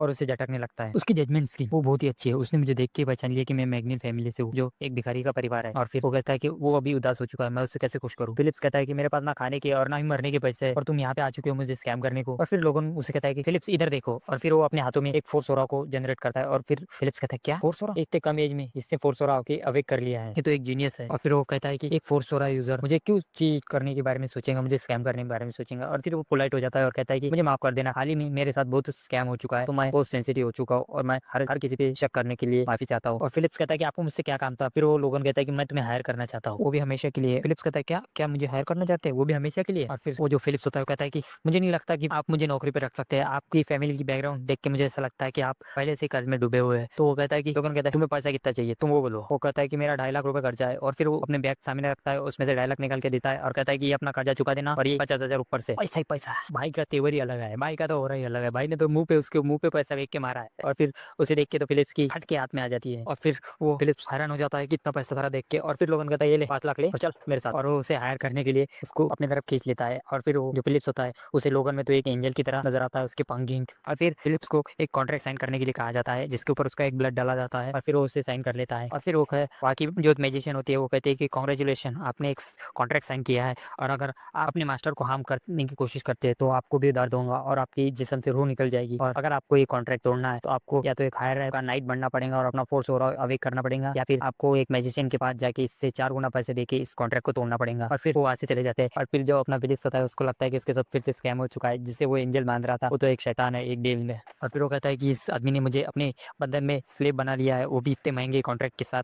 और फिर वो कहता है कि मैं लोगन कहता है कि मैं पहली मुलाकात में किसी के ऊपर इतना भरोसा नहीं कर सकता, इसीलिए मैंने वो कॉन्ट्रैक्ट किया है। अगर मैं किसी के ऊपर इन्वेस्ट कर रहा हूँ तो मुझे गारंटी भी चाहिए ना। और फिर वो पहले लोगन से कहता है कि ठीक है मैं इसको मानने के लिए तैयार हूँ। और फिर लोगन कहता है कि मैं तुम्हारे साथ बिजनेस करना चाहता हूँ, तो मैं तुम्हारे साथ ट्रस्ट बिल्ड कर लूंगा। और एक बार जब हमारा ट्रस्ट एक साथ हो जाएगा और हम एक दूसरे के ऊपर भरोसा करने लगेंगे तो मैं खुद उस कॉन्ट्रैक्ट को तोड़ दूंगा। और तो चलो हम आप बिजनेस के लिए आगे बढ़ते हैं। तो हाथ मिला लेते हैं और फिर लोगन कहता है कि तुम्हारा फर्स्ट काम है कि तुम्हें मॉन्स्टर का मीट खरीदना है। फिर जो फिलिप्स होता है उसका हाथ झटक देता है और कहता है कि तुम पागल तो नहीं हो गए जो मॉन्स्टर का मीट खरीदने की बात कर रहे हो इस टाइम पर। और फिर लोगन अपने मन ही मन में कहता है कि अभी तक वो मेडिसिन और वो इक्विपमेंट यहाँ पे नहीं आया है, क्योंकि मेरे फ्यूचर में जब ऐसा होगा कि मॉन्स्टर का मीट भी इस्तेमाल करने लायक होगा, अभी तो उसमें पॉइजन पाया जाता है, इसलिए उसका मीट और उसका जो स्किन होता है उसे जला डालते हैं, नहीं तो वो खाने में आ सकते हैं और उससे आदमी की डेथ भी हो सकती है, इसीलिए उसे जला डालते हैं। लेकिन फ्यूचर में जब ऐसी मेडिसिन और ऐसे इक्विपमेंट बन जाएंगे तो उसका इस्तेमाल बहुत से अच्छे तरीके से किया जाएगा और उसका इस्तेमाल मेडिसिन या फिर खाने में भी इस्तेमाल हो सकता है। और फ्यूचर में उसमें उसके मीट से हम ऐसी दवा बना सकते हैं जिससे आदमियों का जो घोड़ा होता है वो भी काम करना चालू कर सकता है, जिसका जंग में या फिर किसी दुर्घटना में या फिर किसी बाय डिफॉल्ट किसी का खड़ा नहीं हो पाता है, तो उसके लिए भी इससे एक दवाई बनाई जा सकती है जो बहुत ही असरदार है। मैं इन फ्यूचर आप सबको इसकी जानकारी ऐसी ही दूंगा कि घोड़ा तो आप प्लीज समझ लेना, क्योंकि यूट्यूब की गाइडलाइन की हिसाब से मैं कुछ अलग नहीं बोल सकता, लेकिन आपको एक हिंट दे सकता हूँ ये ऐसी दवाई बनाने वाले हैं जिस जो बहु शिलाजीत से काम करती है, शिलाजीत जैसे काम करती है, तो प्लीज आप समझ जाया करो। तो चलिए वीडियो से आगे बढ़ते हैं। ये दोनों जाके एक बार में बैठ जाते हैं और बातें करने लगते हैं। तो तुम्हें अब जाकर मीट खरीदना है। तो पहले तो फिलिप बहुत नखरे करता है और उसकी बात नहीं मानता, लेकिन बाद में वो ठीक है करके बोल देता है। और फिर लोगों उसे कहता है कि हमें या तो फिर मशीनरीज हायर करके मीट को कलेक्ट करना पड़ेगा या फिर पर पीस के हिसाब से खरीदना पड़ेगा। लेकिन फिलिप उसे एक सुझाव देता है कि हम गिल्ड को इसका एक रिक्वेस्ट भी फाइल कर सकते हैं जिससे वो खुद हमारे लिए हट करके ला सकते हैं वो उसको, तो हमें इसके लिए कम पैसे देने पड़ेंगे शायद से। तो फिर लोगन कहता है कि ये है एक बिजनेसमैन का दिमाग, जो मैं नहीं सोच पाया वो इसने सोच लिया। और फिर फिलिप्स को एक लिस्ट की थी जिसके अंदर बहुत सारी चीजें लिखी थी, जैसे स्प्रिंग, हील और भी बहुत सारी चीज। लेकिन वो फिलिप्स पढ़ के कहता है क्या क्या तुम कोई खिलौना बनाने की कोशिश कर रहे हो? तो लोगन कहता है उससे भी अच्छा। और फिर फिलिप्स कहता है ठीक है मैं इसका इंतजाम कर दूंगा। और लोगन कहता है कि मैं तुम्हें अभी तो नहीं बता सकता कि इसका मैं क्या करने वाला हूँ, लेकिन इन फ्यूचर तुम इसे देखकर बहुत चौंक जाओगे। और वो कहता है कि मैं ऐसा वेपन बनाने वाला हूँ जिससे फ्यूचर में ग्रैंडे किंगडम हिल जाएगा। और वो बताता है कि मेरे पास में ये जब वेपन इस्तेमाल हुआ था तो इससे ग्रैंडे किंगडम पर हमला हुआ था और ग्रैंडे किंगडम इससे बहुत नुकसान झेलना पड़ा था। और ये जो वेपन है एक नॉर्मल सोल्जर भी एक नाइट को कंट्रोल कर सकता है, तो इसका बहुत ही इफेक्ट वॉर के ऊपर पड़ने वाला है। और फिर वो कहता है कि मुझे मर्सनरीज को वो वेपन देना पड़ेगा जिसे मैंने अपने डॉगी चैन को हायर करने के लिए कहा है, और मैं मर्सनरीज और इस वेपन के इस्तेमाल से जो रीजनल वॉर होने वाली है 9 महीने बाद, मैं उसे भी रोक सकूंगा। और फिर वो बताता है कि मुझे इस वेपन को बनाने के लिए क्राफ्टमैन ढूंढना पड़ेगा और उस मर्सनरी को जो है उसे ट्रेन करने के लिए एक टीचर भी ढूंढना पड़ेगा। और फिर वो वहां से निकल जाता है। फिर से हमें वही सीन दिखाया जाता है जहाँ वो उसी एक बंदी के पास आया रहता है और उससे बात कर रहा होता है। उस आदमी से मिलता है और उसे कहता है कि मैं एक टीचर को हायर करना चाहता हूँ मेरी मर्सनरीज को ट्रेन करने के लिए। तो फिर वो जो बंदा आता है उसका नाम तो बहुत ही कठिन है, लेकिन मैं हम इसे एलेक्स बुलाएंगे। और फिर वो एलेक्स कहता है कि मैंने अभी तक किसी को सिखाया नहीं है, हाँ सिखाया भी है तो छोटे बच्चों को सिखाया है, लेकिन मैं तुम्हारे कोई काम नहीं आ सकता। फिर लोकन कहता है कि इतना भी मुश्किल नहीं है, मेरे जो मर्सनरीज है वो सी रैंक के है और तुम एक ए रैंक की मर्सनरीज हो। और फिर लोकन कहता है कि अपने मन ही मन में कहता है कि एलेक्स वो एक ऐसा पर्सन है जिसके साथ मैंने पास्ट में काम किया है। एलेक्स वो जो सभी वेपन चलाने में एक्सपर्ट है और वो घुड़सवारी में भी एक्सपर्ट है, तो वो मेरे परफेक्ट सिचुएशन के हिसाब से परफेक्ट वो मेरे मर्सनरीज को ट्रेन कर सकता है। और इसने अपने पास्ट लाइफ में जो अपने मेन कैरेक्टर के पास्ट लाइफ में इसने कुछ बंदों को ट्रेन किया था, अनजाने में ही सही, लेकिन उसके कुछ शब्दों ने उन्हें इतना प्रेरित किया था और इतना ये किया था कि इतना मोटिवेशन दिया था कि वो हाई पोजीशन पे चले गए, और इसका क्रेडिट उसने एलेक्स को ही दिया था। लेकिन अब मुझे लगता है कि मुझे इसे हायर करने के लिए थोड़ी और मशक्कत करनी पड़ेगी। तो फिर लोगन कहता है कि लगता है मुझे प्लान बी की तरफ जाना ही पड़ेगा। और फिर वो कहता है कि एलेक्स मैं तुम्हें इसके लिए 4000 गोल्ड दूंगा। और फिर एलेक्स मन ही मन में सोचता है क्या क्या इसने गलत कहा, 4000 गोल्ड एक ए रैंक के मशीनरीज को एक पूरा मिशन करने के बाद भी सिर्फ 2000 गोल्ड मिलते हैं, और ये मुझे डबल ऑफर कर रहा है। नहीं मुझे इसकी बातों में नहीं आना चाहिए। और फिर वो एलेक्स अपने लोगों से कहता है कि नहीं मैंने अभी तक कभी इंस्ट्रक्टर के काम पर नहीं मैंने अभी तक कोई टीचर का काम रोल पूरा नहीं किया है, तो तुम्हें कोई एक्सपीरियंस बंदा ढूंढना चाहिए, मैं ये नहीं कर सकता। तो लोगन कहता है क्या इतने भी काफी नहीं है, तो 6000 गोल्ड कैसा रहेगा? और एलेक्स कहता है क्या मैं नहीं मैं सिर्फ कॉम्बैट मिशन ही एक्सेप्ट करता हूँ। तो फिर अपना लोगन कहता है ऐसा है क्या, तो मेरे पास कोई ऑप्शन नहीं है, 7000 गोल्ड। और फिर एलेक्स गुस्सा हो जाता है और वो दीवार में मुक्का मार देता है और कहता है कि क्या तुम्हें लगता है कि पैसे से सब कुछ खरीदा जा सकता है? और फिर लोगन कहता है कि 8000 गोल्ड। और फिर एलेक्स एक अपने अच्छे बच्चे की तरह हाथ जोड़ के कहता है क्या 8000 गोल्ड? और फिर कहता है हाँ मैं ठीक है मैं आ जाऊंगा तुम्हारे साथ। और वो कहता है कि हाँ पैसे से सब कुछ खरीदा जा सकता है। और फिर उसके सामने घुटनों पे बैठ जाता है। मैंने कहा था ना भाई झुकती है दुनिया, झुकाने वाला चाहिए, पैसा है तो क्या नहीं है। आपका इस पे क्या ओपिनियन है कमेंट में जरूर बताना। और फिर कुछ देर बाद एलेक्स को पता चल जाता है कि अपना लोगन मैग्निल फैमिली का एक यंग मास्टर है और वो उसको हायर किया है। फिर एलेक्स कहता है कि मैं उस सब से कोई वास्ता नहीं रखता, मुझे जब तक पैसे मिल रहा है मैं उसमें खुश हूँ। तुमने मुझे क्यों हायर किया और किस लिए हायर किया है मुझे उससे कुछ लेना देना है, कुछ लेना देना नहीं है। तो फिर थोड़ी देर बाद उन्हें कुछ आवाज सुनाई देती है हैं कि कह रहे होते हैं कि तुम ठीक से चलो, और वो अपने स्लेव को मार रहा होता है। तो फिर एलेक्स अपने लोगों से कहता है कि जैसे कि आपको इस जगह के बारे में पहले से पता है, यहाँ पे हारे हुए लोगों को स्लेव बना लिया जाता है और इसे एक निकनेम से भी बुलाया जाता है, मर्सनरी और गुलामों की सिटी। और जैसे जैसे आप आगे बढ़ते रहोगे आपको और भी गुलाम देखने को मिलेंगे। यह एक बहुत बड़ा स्लेव मार्केट है। और लोगन कहता है कि हाँ मुझे पता है, और मैं यहाँ पे एक स्लेव खरीदने आया हूँ। और एक बंदा अपने लोगन को देख के सोचता है कि ये तो एक चोमू लग रहा है, इसे मैं आसानी से बेवकूफ बना लूंगा और इसे ठग लूंगा। तो उसके पीछे लग जाता है और फिर उसके पीछे लग के कहता है कि यंग मास्टर, आप शायद से यहाँ पे कोई स्लेव लेने के लिए आए हैं, हमारे पास बहुत से स्लेव है और मैं आपको उसके ऊपर डिस्काउंट भी दे सकता हूँ। यार मेरी थोड़ी तबीयत खराब है और मेरे फीवर की वजह से पूरे मुंह में छाले आए हैं, तो प्रोनाउंसिएशन थोड़ा सा गलत हो सकता है, तो प्लीज इस वीडियो के लिए एडजस्ट कर लेना। अगली वीडियो से अच्छे से प्रोनाउंसिएशन लाऊंगा। और हाँ, इसीलिए वीडियो थोड़ी लेट आई है, तो प्लीज थोड़ा एडजस्ट कर लेना और अगली बार की वीडियो मैं थोड़ी लंबी लाऊंगा। और अपना लोगन तो उसे पूरी तरह से इग्नोर कर देता है और फिर वो बंदा रुकता नहीं है, तो भी उसके पीछे लग जाता है और वो उसे कहता है कि हम आपको 50% भी डिस्काउंट दे सकते हैं। तो उसको इरिटेट हो गए एलेक्स उसकी तरफ घूर के देखता है और उसकी तरफ देखने के बाद वो बंदे की तो पूरी फटके चार हो जाती है और वो कहता है कि एलेक्स इसके साथ क्या कर रहा है। और फिर लोगन अपने मन ही मन में सोचता है कि एलेक्स को अपने साथ रखना एक गुड चॉइस थी, उसकी वजह से मुझे कोई तकलीफ नहीं हुई। और फिर वो मेन उस शॉप के पास पहुंच जाता है और इस शॉप पर बहुत सारे गार्ड है, इसका मतलब यहाँ पे कुछ कीमती है, तो मैं सही जगह पे आया हूँ। और फिर वहाँ से बुड्ढा बाहर आता है और कहता है कि यंग मास्टर, आपको लगता है कोई स्लेव चाहिए इसलिए आप यहाँ पे आए हैं। तो लोगन कहता है हाँ,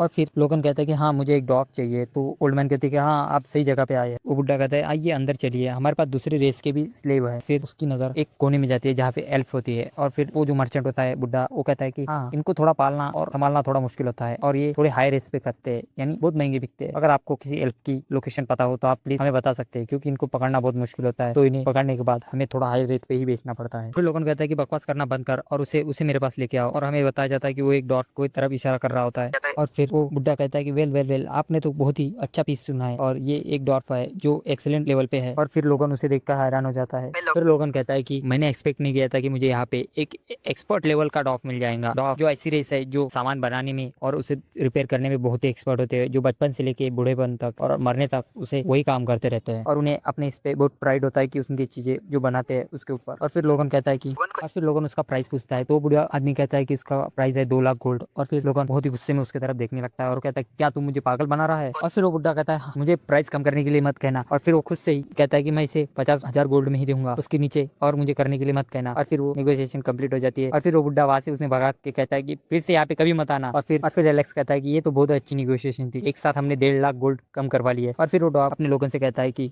तू कितना निर्दयी आदमी है। और फिर डॉग पूछता है कि अब हम कहाँ जाने वाले हैं। तो वो कहता है ऑफ कोर्स मेरे घर, और फिर मैं तुम्हें ऐसा काम दूंगा जो तुम करने वाले हो। और फिर वो डॉग उदास हो जाता है। और फिर लोगन कहता है कि एक डॉग जो अपने कामों के लिए जाने जाते हैं, उसके स्किल के लिए जाने जाते हैं, लेकिन एक जो स्लेव डॉग है वो अपने काम के प्रति कोई एनर्जी नहीं दिखाते, कोई पैशनेट नहीं होता। इसके लिए मुझे कुछ करना पड़ेगा जिससे ये मेरे के लिए कुछ करने के लिए पैशनेट हो और मेरा काम जल्दी हो सके। और फिर लोगन कहता है चलो मैं इसमें थोड़ी उम्मीद की किरण जगवा देता हूँ। और फिर वो उससे कहता है कि मैं तुमसे चाहता हूँ कि तुम मेरे लिए 20 साल तक कड़ी मेहनत करो और फिर मैं तुम्हें मुक्ति दे दूंगा, तुम अपने पहाड़ों पे जा सकते हो और मैं तुम्हें छुट्टी दे दूंगा। और फिर वो डॉग कहता है क्या सच में, और उसकी तरफ उम्मीदी भरी नजरों से देखने लगता है। और फिर वो कहता है कि क्या तुम मुझे सच में आजाद कर दोगे। तभी वो पीछे से एक आवाज आती है कि पकड़ो उन्हें, पकड़ो वो भाग रहे हैं। और हमें दिखाया जाता है कि एक बच्चा अपनी पीठ के ऊपर एक लड़की को लेकर भाग रहा है और उसके पीछे एक टकला आदमी कर रहा है, पकड़ो उन्हें, वो गुलाम भाग रहे हैं। और फिर लोगन की नजर उनकी तरफ जाती है और वो उनकी आंखों की तरफ देखता है, जिसका एक आंख रेड कलर की और एक आंख ब्लू कलर की होती है, जो देखकर वो चौंक जाता है। और वो गुलाम, वो बच्चे वहां से भाग रहे होते हैं, जो लोगों के बीच में से दौड़ दौड़ के भाग रहे होते हैं, लेकिन तभी वो बच्चा साइड में देखता है, उसे एक आदमी एक लात मार देता है और वहीं पे गिरा देता है।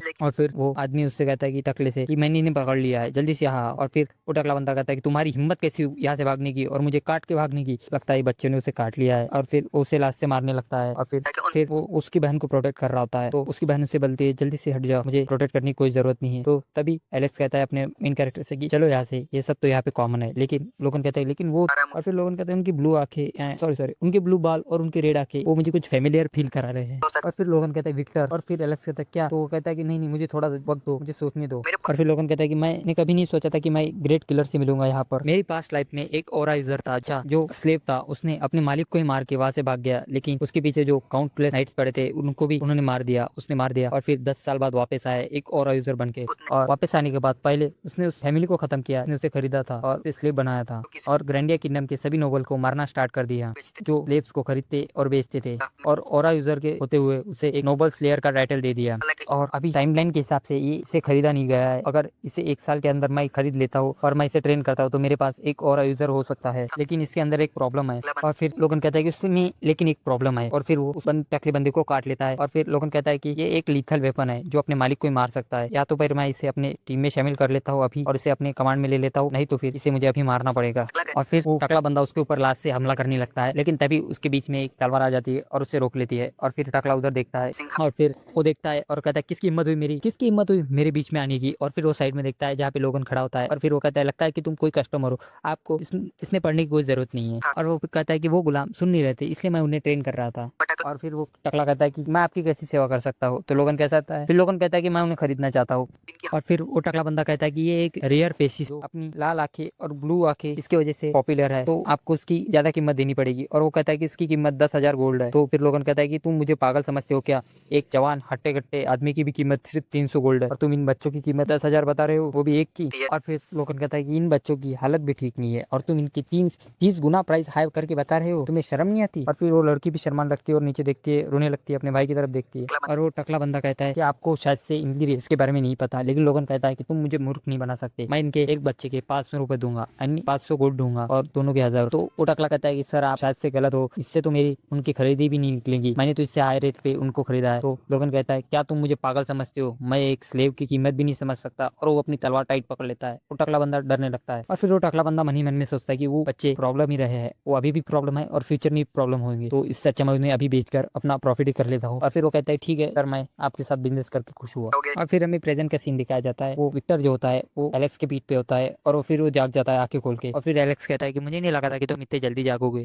और फिर विक्टर लोगन की तरफ देखता है और लोगन कहता है कि लगता है तुम जाग गए। विक्टर से कहता है कि मुझे लगा नहीं था तो कि तुम इतने जल्दी उठ पाओगे। और फिर अपना लोगन कहता है कि मैं अपना सीक्रेटली फोर्स जो है इसके अंदर डाल रहा था और ये जो बच्ची है जो इसकी बहन है वो मेरा फोर्स देख सकती थी, शायद से इसके पास कुछ नेचुरल टैलेंट है जिसकी वजह से ये जो माना है ये फ्लो हो रहा है ये देख सकती है। यहाँ तक कि जो मेरे साथ जो ट्रेनर है एलेक्स, जो कि एक महान एक अच्छा स्किल हंटर होने के बाद भी वो मेरा फोर्स यानी मेरी माना को डिटेक्ट नहीं कर पाया, लेकिन इस बच्ची ने मुझे लगता है कि शायद से इसने देख लिया है, शायद से कुछ नेचुरल टैलेंट होने के कारण ये फोर्स को देख सकती है। और फिर अपना विक्टर वो एलेक्स की पीठ से जंप कर देता है और अपने लोगन के ऊपर अटैक कर देता है और फिर लोगन उसके अटैक से बच जाता है और उसको पकड़ लेता है। और फिर अपना लोगन उसको गर्दन से और उसे वार्निंग देता है कि मुझे पता है कि तेरे पास फाइट करने का बहुत स्पिरिट है, लेकिन तुम्हें पता होना चाहिए कि तुम्हारे सामने कौन खड़ा है और तुम किससे फाइट कर रहे हो। लेकिन वो जो विक्टर है वो अपनी बहन की तरफ देख के कहता है कि रिया जल्दी से यहाँ से भागो, यहाँ पे खड़ी मत रहो। और फिर लोगन कहता है कि तुम अभी भी नहीं समझ पा रहे हो, मैं क्या तुम्हें उस मर्चेंट की तरह दिख रहा हूँ। और जैसे ही लोगन अपना फोर्स उसकी तरफ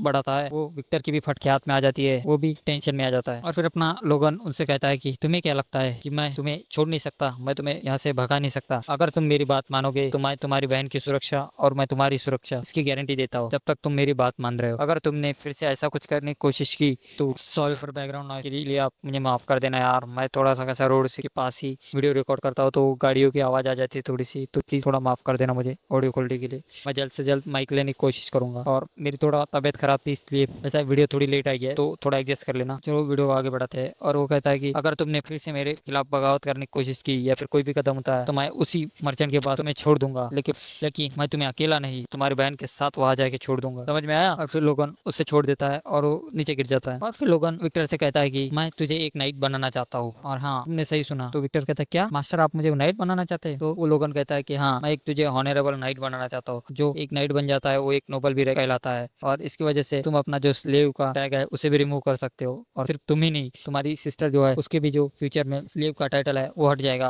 और तुम्हें एक नोबल का टाइटल मिल जाएगा। और फिर विक्टर अपनी बहन की तरफ देखता है और कहता है और फिर जोर से चिल्ला कहता है कि हाँ मैं ये करूंगा। और फिर लोगन सोचता है जैसे कि मैंने सोचा था, उसकी बहन उसकी बहुत बड़ी कमजोरी है, मुझे उसका फायदा उठाकर उसको यूज करना पड़ेगा। और फिर वो कहता है कि जल्दी से घर को चलो, मैं तुम्हारी ट्रेनिंग शुरू करने वाला हूँ। और फिर हमार के पास जाता है और कहता है कि हमार मेरे साथ चलो, मैं कुछ चीजें खरीदना चाहता हूँ। और फिर वो कहता है क्या खरीदना है। वो कहता है कि मुझे कॉन्ट्रैक्ट खरीदना है। और वो कहता है कि और फिर वो एक मैजिक कॉन्ट्रैक्ट निकाल लेता है और मैं तुम्हें बता देता हूँ इस मैजिक कॉन्ट्रैक्ट में वही सब लिखा है जो पहले बताया था कि अगर हमार अपने दिल से सारे काम लोगन जो बताएगा 20 साल तक अपनी निष्ठावन से कर देगा तो हमार उसको आजाद कर सॉरी अपना जो लोगन है वो उसे आजाद कर देगा और फिर वो जो है वो पहाड़ों में जा सकता है। यार इसको पहाड़ों में क्यों जाना है, डॉर्फ क्या पहाड़ों में रहते हैं क्या। और फिर हमार कहता है क्या सच में तुम मुझे फ्री करने वाले हो 20 साल बाद, क्या ये कॉन्ट्रैक्ट सही है, क्या तुम मुझे अपने घर भेज दोगे, क्या तुम मुझे मेरे घर भेज दोगे पहाड़ों पे। लोगन कहता है हाँ। और फिर लोगन कहता है कि मुझे पता नहीं था कि सिर्फ एक कॉन्ट्रैक्ट की वजह से इसका और मेरा ट्रस्ट बढ़ जाएगा। और फिर वो कहता है कि मुझे एक मास्टर क्राफ्टमैन के साथ एक और यूजर भी मिल गया, चलो ठीक है आज का दिन बहुत अच्छा गया। फिर हमें स्टोरी राइटर बताता है कि लोगन जब ये सब कर रहा होता है तब उसकी जो रेपुटेशन होती है वो जो उसकी फैमिली में होती है वो बहुत गिर जाती है, इसकी वजह से उसे अंडरग्राउंड होना पड़ता है। और जो रीक होता है जिसका सर्वेंट, उसे ये सब संभालना पड़ रहा होता है। और जैसे ही लोगन अपने घर में आता है तभी रिक कहता है कि वाह यंग मास्टर आप आ गए। तो अपने लोगन कहते हैं हाँ रिक मैं आ गया, और कैसे हो तुम। फिर अपना रिक कहता है कि यंग मास्टर तुम कमीने, नहीं सॉरी सॉरी। और फिर वो कहता है कि यंग मास्टर आप कैसे है। वो कहते हैं मैं तो ठीक हूँ और तुम हंसते हुए बहुत अच्छे लग रहे हो। तो अपना रिक कहता है क्या यंग मास्टर आप पागल हो चुके हैं, मैंने सुना है कि आप मॉन्स्टर का मीट खरीद रहे हैं और आप उससे कुछ अलग ही चीज बनाने वाले हैं। तो ऐसी अफवाह फैली हुई है। तो वो कहता है हाँ मैं खरीदने वाला हूँ। तो हमें दूसरी तरफ का सीन दिखाया जाता है जहाँ अपना हमें फिलिप्स को दिखाया जाता है जो मर्चेंट को कह रहा होता है कि तुम्हें मॉन्स्टर का मीट लाना पड़ेगा, मुझे उससे खरीदना है। तो मर्चेंट कहते हैं क्या तुम मॉन्स्टर का मीट खरीदने वाले हो। तो फिलिप्स कहता है हाँ जो मैकनील फैमिली का हेड है उसका जो बेटा है वो ये मीट खरीदने वाला है। यानी लोगन की बात हो रही होती है। और जैसे ये बात उठती है तभी सारे मर्चेंट बात करने लगता है मैंने लोगन के बारे में सुना है, ये तो वही बंदा नहीं है जिसने अपनी खुद की सगाई तोड़ दी और अपने फियोंसी से पैसे लेकर मजे मार रहा है। और अपना जो फिलिप्स होता है वो सोचता है कि मुझे कि जो मेरे यंग मास्टर है लोगन वो इतने गिरे हुए इंसान होंगे, मुझे लगा था कि वो सिर्फ एक पागल कमीना है लेकिन वो एक शैतान भी है, मुझे ये नहीं पता था। रिक अपने मन ही मन में अपने लोगन को गालियां दे रहा होता है लेकिन वो कहता है कि मुझे लगा नहीं था कि मीट की ऐसी डिमांड बढ़ने की वजह से उसके सप्लायर बढ़ जाएंगे, मुझे तो ऐसा लगा था लेकिन ये ऐसे रूमर फैल रहा है, इससे तो मुझे लगता है कुछ गलती हो सकता है। और फिर अपना फिलिप्स कहता है चलो फिर मुझे अपना दाव खेलना ही पड़ेगा। वो कहता है कि मैं 1 किलो के एक सोने का गोल्ड कॉइन दूंगा।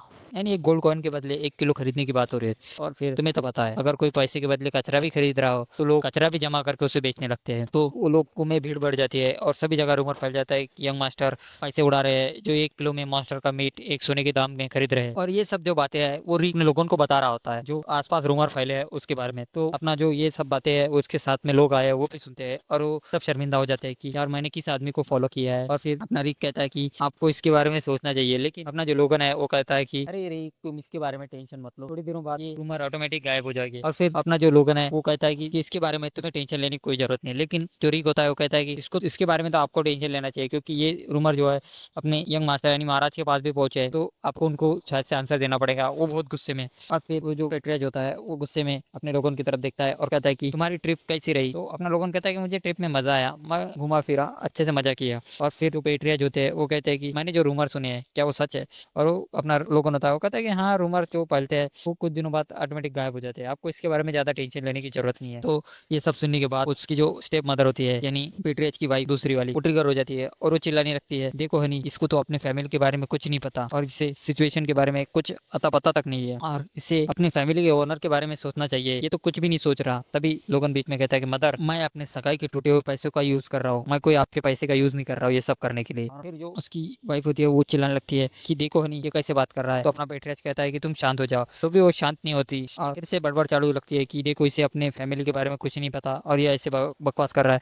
तभी पेट्रियाज गुस्से से चिल्ला के खड़े हो जाते हैं। अरे वो अपनी जो लोगन की मदर होती है वो शांत हो जाती है और वो डर जाती है क्योंकि उसके फादर बहुत चिल्लाने लगते हैं। फिर जो अपना पेट्रियाज होता है वो मारिया से कहता है कि तुम यहाँ से चली जाओ, मुझे लोगन से एक पर्सनल बात करनी है। तो वो उसकी मदर होती है वो कहती है कि आपको तो कुछ समझना चाहिए ना। वो कहती है कि ये लोगन की फाइनल वार्निंग होगी। तो वो वहां से चली जाती है और फिर अपना पेट्रियाज लोगन से कहता है कि तुमने क्या गलत है, तुम्हारे क्या साथ तुम्हारे साथ क्या हुआ है, तुम क्यों ऐसा कर रहे हो। तो चलो खुल के बात करते हैं। और फिर अपना लोगन मन ही मन में कहता है कि लगता है कि ये इस बार मुझे नहीं छोड़ने वाले, मुझे इतनी इजीली ये जो कन्वर्सेशन है इसके बीच में से नहीं निकल पाऊंगा, तो मुझे कुछ सोचना पड़ेगा। तो वो कहता है कि डैड आप ये सब नहीं समझ पाएंगे जो मैं कर रहा हूँ। तो उसके फादर कहते हैं कि बेटा ये जो बात है कि तुम नहीं समझ रहे हो मैं तो समझ सकता हूँ कि तुम्हें समझना चाहिए जो तुम्हारे आसपास के लोग हैं वो तुम्हें क्या कहते हैं तुम्हें पता भी है, तुम्हें सोचना चाहिए कि लोग क्या कहते हैं। वो जो तुम्हें पागल क्रूर पैसे में अंधा यहाँ तक कि दिमाग से पैदल भी कहते हैं, वो तुम्हें सोचना चाहिए कि तुम्हें क्या करना है। मैं कब तक तुम्हें प्रोटेक्ट करने वाला हूँ, मैं तुम्हें कब तक अपने हाथों से कवर करने वाला हूँ, तुम्हें इसके बारे में सोचना चाहिए। तुम मुझे एग्जैक्ट डेट बता दो कि मुझे तुम्हें कब तक प्रोटेक्ट करना है, तुम्हारी मदर की वजह से मैं अब तक शांत हूँ और मैं उसे क्या जवाब दूंगा कि मैंने तुम्हें कैसे पाला है। तो अपना लोगन कहता है लगता है कि इस बार विषय बहुत गंभीर है क्योंकि इसने मेरी मदर की पहली बार मेरे सामने बात निकाली है, वरना पिछली लाइफ में तो इसने मेरी मदर के बारे में कुछ नहीं कहा था, यहाँ तक कि मुझे घर से निकालने के टाइम भी नहीं। लगता है कि इसने इस बार मुझसे उम्मीदें नहीं छोड़ी। यानी वो अपने फादर के बारे में बात कर रहा था। यार ये अपने फादर के बारे में थोड़ी भी रिस्पेक्ट नहीं दिखाता यार अपने मन में। चलो आगे बढ़ते हैं। और फिर वो कहता है कि तुम मुझे एग्जैक्ट टाइम बता दो। तो अपना लोगन कहता है कि मुझे 1 साल का टाइम चाहिए मेरे एक्शन को प्रूव करने के लिए।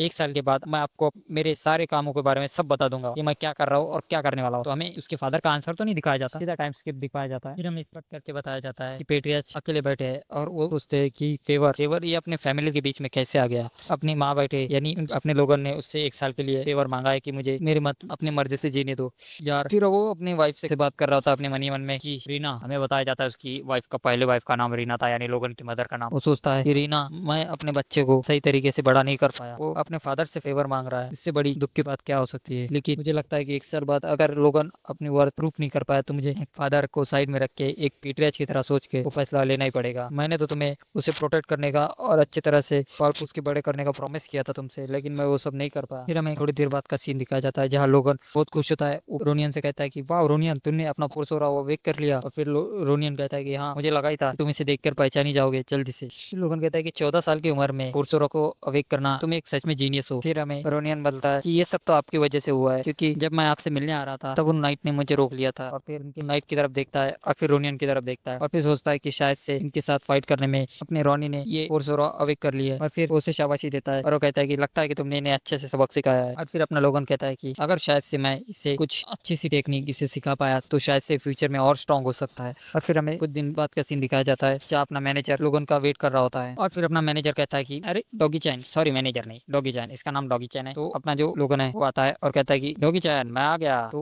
वो कहता है कि बॉस, आपने जैसे कहा था कि सी टाइप मर्सनरी को हायर करना है तो मैंने इन सब को हायर कर लिया है। तो वो जो मर्सनरी होते हैं वो आपस में बातें करने लगते, कानाफूसी करने लगते हैं कि क्या यार इसी ने हमें बुलाया है। मुझे तो उसे चेहरा देख के ऐसा लग रहा है कि वो कोई स्कैमर है, और उसकी चेस्ट प्लेट और उसकी तलवार देख के लगता है कि वो कोई बेवकूफ है। ये सब लोगन सुन लेता है और वो अपने मन ही मन में कहता है इनको इनकी औकात दिखानी पड़ेगी, तो जमीन पे लाना पड़ेगा, इनको अपनी जगह नहीं पता, मुझे इनको सबक सिखाना ही पड़ेगा। और फिर लोगन एक टकले बंदे की तरफ इशारा करके कहता है कि तुम खड़े हो जाओ, तुम्हें क्या लगता है कि मेरा जो कवच है और मेरा जो स्वॉर्ड उठाने का तरीका है, क्या तुम्हें लगता है ये सब गलत है? तो वो टकला बंदा कहता है क्या क्या कह रहे हो, मुझे तो कुछ समझ में नहीं आ रहा है, और तुम क्या कहने की कोशिश कर रहे हो, मुझे तो कुछ समझ नहीं आ रहा है। और फिर लोगन कहता है क्या तुम्हें लगता है कि मेरा ये स्वॉर्ड उठाना गलत है? तो वो जो मर्सनरी होता है वो सोचता है क्या यार इसने इतनी दूर से हमारी बातें सुन ली। और फिर लोगन कहता है कि अगर तुम मुझ पे एक हिट भी लैंड कर पाते हो तो मैं तुम्हें 1 साल की सैलरी फ्री में देके यहाँ से जाने दूंगा। और लोग हड़बड़ा जाते हैं। और फिर वो जो टकला बंदा वो कहता है कि बहुत अच्छे, तुम्हें ये नहीं बोलना चाहिए था, लेकिन तुम अपनी बातों से पीछे मत हट जाना। और फिर वो उसके सामने जाके खड़ा हो जाता है। और फिर जो मर्सनरी होते हैं वो बातें करने लगते हैं क्या ये बी रैंक मर्सनरी नहीं है? वो कहता है कि नहीं नहीं, लेकिन आज तो हो ही जाएगा। और फिर वो दोनों आसपास खड़े हो जाते हैं और वो टकला बंदा है वो अपने लोगों से कहता है चलो ठीक है, मैं तुम्हें पहला अटैक करने का मौका देता हूँ। तो लोगन होता है वो कहता है कि तुम ये करने से रिग्रेट करोगे। तो वो कहता है कि मैं बहुत सालों से काम कर रहा हूँ, तो तुम्हें एक मौका देना तो बनता है। और फिर अपना लोगन एक और सोरा का मुक्का बना के उसके मुंह पे मार देता है और फिर वो दूर जाके गिरता है, उसके नाक के साथ उसके मुंह के दांत भी टूट जाते हैं। और वो सब देखकर वो वहाँ के सारे मर्सनरी हैरान हो जाते हैं, और जो एलेक्स और उसका जो डॉगी चैन आता है वो भी हैरान हो जाता है। और फिर लोगन वो मुक्का उनकी तरफ बढ़ा के कहता है क्या किसी और को खुजली है, किसको और को मिटानी है अपनी खुजली? सभी की सभी फिर नीचे करके कहते हैं कि नहीं नहीं, हमें कुछ नहीं मिटाना। और फिर लोगन कहते हैं लगता है कि कोई आगे नहीं आने वाला, तो मैं चलो ठीक है तुम्हें अपना इंट्रोडक्शन देता हूँ, मैं हूँ लोगन, मैं हूँ जिसने तुम्हें हायर किया है, तो तुम्हें मेरी रिस्पेक्ट करनी पड़ेगी। और हाँ, मैं तुम्हें एक वॉरियर बनाने वाला हूँ जो घोड़े के ऊपर बैठ के क्रॉसबो चलाने वाला है। तो वो सब सुन के वो जो मर्सनरीज होते हैं वो हैरान हो जाते हैं और वो कहते हैं क्या क्रॉसबो को तो लोड करते करते ही हमारी हालत खराब हो जाएगी, और वो भी घोड़े के ऊपर। तो एलेक्स उसके पीछे आके कहता है कि बॉस आपको पता नहीं क्या, क्रॉसबो को तो लोड करने के लिए उसे एक पैर से पकड़ना पड़ता है और वो एक पैर से लोड होता है, हाथों से लोड होता है। तो अपना लोगन कहता है कि तुम उसका टेंशन मत लो, तुम सिर्फ इन्हें ट्रेन करने में ध्यान दो। और फिर हमें कुछ देर बाद का सीन दिखाया जाता है जहाँ लोगों ने कागज पकड़ के होता है। वो कहता है कि जो मैंने 315 मर्सनरीज हायर किए थे उसमें से सिर्फ 312 ही पास हुए हैं, ये इतना बुरा भी नहीं है। और फिर उसके पास हमारा आता है वो डॉर और वो कहता है कि मास्टर, वो कहता है कि ये सब क्या है? तो जो अपना लोगन आता है वो कहता है कि ये ब्लूप्रिंट है जिसे तुम्हें बनाना है, और वो कहता है कि मुझे पता है कि तुम इससे जल्दी से समझ जाओगे। और वो ब्लूप्रिंट को तो घंटा हमारा समझ नहीं पा रहा होता है। और फिर वो जो लोगन आता है वो अपने मन ही मन में कहता है कि ये जो ब्लूप्रिंट है, जो वेपन का ब्लूप्रिंट है जो मैंने हमारे को बनाने के लिए दिया है, वो मेरे पास्ट लाइफ का वेपन है जो मैं यूज करता था, और जितना भी मुझे आता था मैंने उसका ब्लूप्रिंट बना के इसे दे दिया है। और मैं ये एक्सपेक्ट कर रहा हूँ कि जो एक्सपर्ट लेवल का डॉर्फ है वो कम से कम इसका एक वेपन तो बना ही देगा। तो वो उसकी तरफ आशा की नजरों से देख रहा होता है और हमें दिखाया जाता है हमारे की तरफ का सीन जिसको वो ब्लूप्रिंट समझने में बहुत तकलीफ हो रही होती है। और फिर वो कहता है कि ये कैसा ब्लूप्रिंट है जिसमें एक क्रॉसबो एक साथ 3 तीर छोड़ सकता है, ये किस पागल का आइडिया है? तो वो जो लोगन होता है वो सामने बैठा है और वो कहता है कि ये सब मेरा आइडिया था। और फिर वो जो हमारा होता है वो अपना एक्सप्रेस यानी अपना जज्बात बदल देता है, हालात बदल देता है, और वो कहता है वाह कितना बढ़िया आइडिया है। तो वो लोगन कहता है कि वो तो है ही। और फिर वो जो डॉफ होता है वो कहता है कि यार ये अब कैसे होगा, ये तो तुम बताओ। तो फिर वो तो कहता है कि ये तो मैं तुम पे छोड़ता हूँ, ये तो तुम्हें करना पड़ेगा। लेकिन वो हमारे गुस्से में आ जाता है और वो कहता है चलो चलो मैं तुम्हें बताऊंगा। तो लोगन जो होता है वो उसे कुछ चीज बताने लगता है कि क्रॉसबो को कैसे बनाना है, क्या बनाना है। तो हम उस चीज को सुनकर खुश हो जाता है और कहता है कि ब्रिलियंट, और ये सब बनाने में कितना टाइम लगेगा, ऐसा लोगन मुझसे पूछता है। तो हमारा कहता है कि अब ये मैं पहली बार बना रहा हूँ तो इसका कोई गारंटेड टाइम तो नहीं है। और फिर अपना लोगन कहता है कि लेकिन इसे तो ह्यूमन ने पहले बना लिया है। तो वो जैसे ये बात सुनता है वो कहता है कैसे, लेकिन वो कहता है कि हाँ, और वो जो हमारा है वो इसे अपनी ईगो पे ले लेता है और वो कहता है कि मैं इसे 1 महीने में बना दूंगा और जो ह्यूमन ने बनाया है उससे भी अच्छा बनाऊंगा। और अपने को लोगन को दिखाया जाता है जो खुश हो जाता है और वो कहता है कि यही तो मैं चाहता था, इस डॉग का थोड़ा सा ईगो हर्ट कर दिया तो अब ये और जी जान से काम करेगा। लेकिन उसे क्या पता था कि डॉग कितने सेंसिटिव होते हैं। वो कहता है कि मैं एक डॉग होने के नाते किसी ह्यूमन को मेरे आगे नहीं जाने दे सकता, ऐसा वो हमारा कहता है और वहां से चला जाता है। और फिर अपना लोगन स्माइल देता है और वो कहता है कि ये मेरा प्लान था जो सक्सेस हो चुका है। और फिर हमें सीन दिखाया जाता है जहाँ विक्टर अपना दौड़ रहा होता है ट्रेनिंग ग्राउंड में, तो पीछे से लोगन आवाज लगाता है कि तुम अभी स्लो हो रहे हो, अपनी रफ्तार को मेंटेन करो और तेज दौड़ो। और विक्टर उसकी कोशिश में हाफ रहा होता है और फिर लोगन कहता है कि ये एक बहुत अच्छा डिसीजन था इसको खरीदने का। और फिर लोगन उसे रुकने के लिए कह देता है और फिर उसकी जो छोटी बहन होती है वो उसकी तरफ दौड़ती है और उसे पानी और कपड़े से उसका पसीना पोंछने लगती है। और फिर लोगन कहता है कि ये एक ग्रेट डिसीजन था इसको खरीदने का, क्योंकि ये 14 साल का बच्चा अभी भी 20 किलोमीटर तक दौड़ सकता है और बिना थके,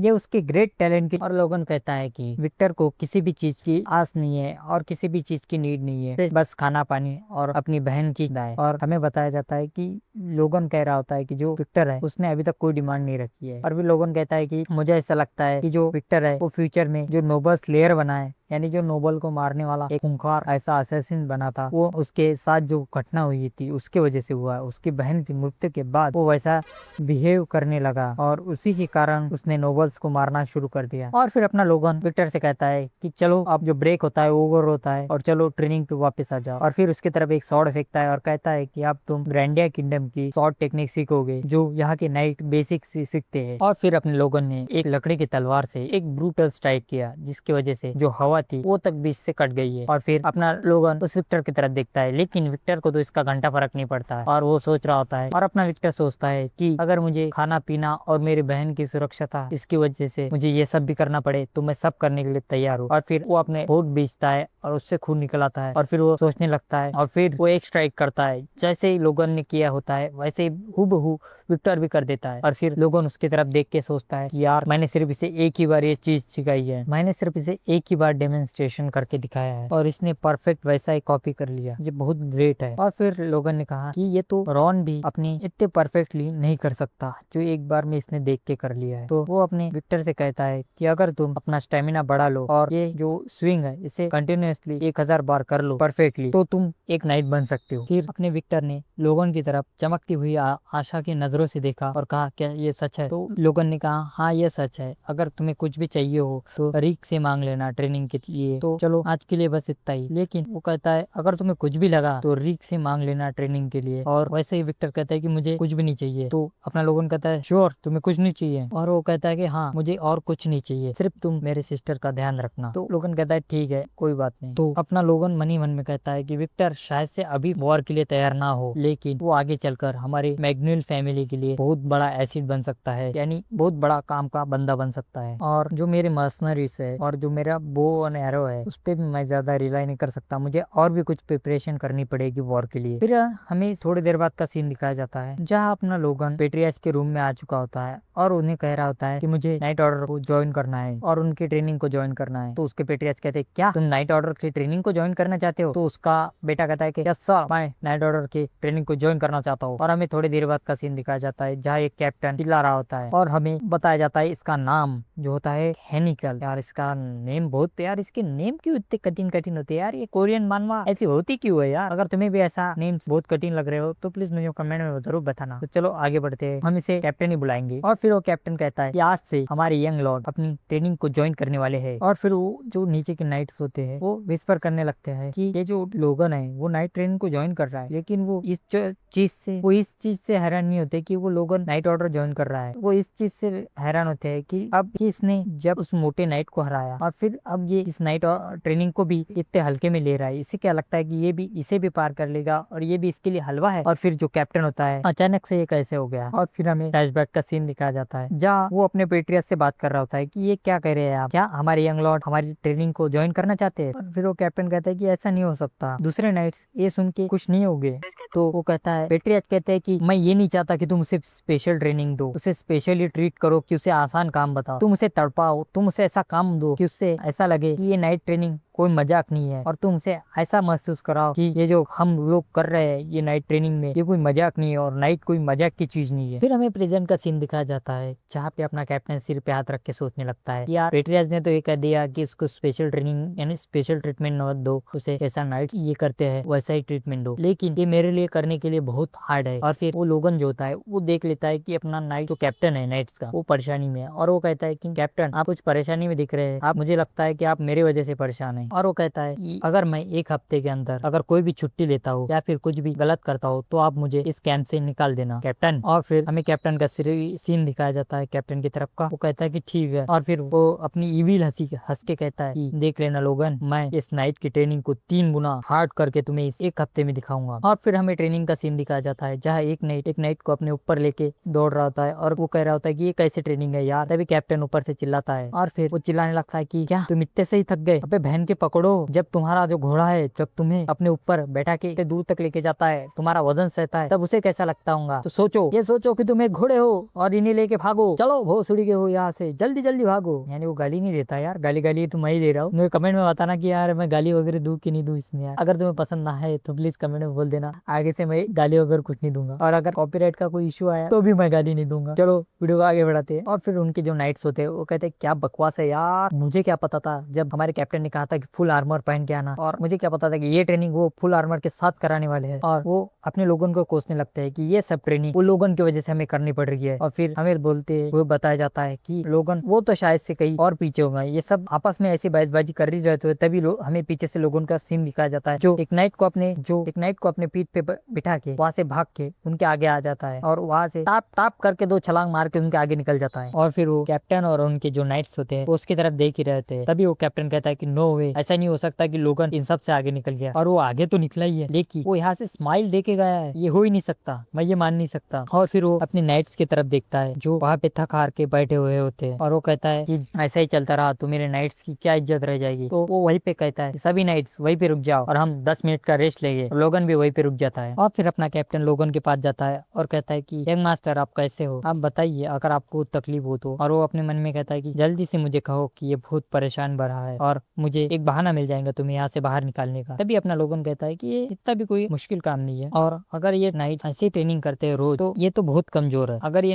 नाइट्स ऐसी ट्रेनिंग रोज कर रहे होते तो वो तो अब तक बहुत स्ट्रांग हो जाते, लेकिन मुझे लगता है कि ये ट्रेनिंग प्रॉपरली करते नहीं है, इसलिए आपको इन पे ध्यान देना पड़ेगा और इन्हें और थोड़ी सी ट्रेनिंग हाश करके इन्हें और स्ट्रांग बनाना चाहिए, ये बहुत वीक है। और फिर वो कहता है कि मैं तो अगली ट्रेनिंग का वेट कर रहा हूँ कि आप हमें और ट्रेनिंग क्या देने वाले आगे की। और फिर हमें दिखाया जाता है कैप्टन का सीन और जो नाइट्स होते हैं वो भी हैरान होते हैं ऐसा आंसर सुनने के बाद और अपने लोगों कंफ्यूज हो जाता है वो कैप्टन का ऐसा पानी पानी चेहरा देख के और वो सोचता है ऐसा क्यों कर रहा है। लेकिन इस लोगों को क्या पता होता है कि कैप्टन उसी ट्रेनिंग से निकालने के लिए क्या क्या कर रहा है। और हमें रात का सीन दिखाया जाता है, अपना लोगन चुपचाप वहाँ से बाहर आ जाता है और वहाँ पे खड़ा हो जाता है। तो हमें नैरेटर बताता है यानी अपना स्टोरी राइटर बताता है कि अपने लोगों का इस ट्रेनिंग में ज्वाइन होने का कारण क्या है। तो अपने लोगों को अपना जो फोर्स हो रहा है उसे और स्ट्रांग बनाना है, इसीलिए उसने ये ट्रेनिंग ज्वाइन की थी। और आज का वीडियो यही तक था, पसंद आए तो प्लीज एक लाइक कर देना।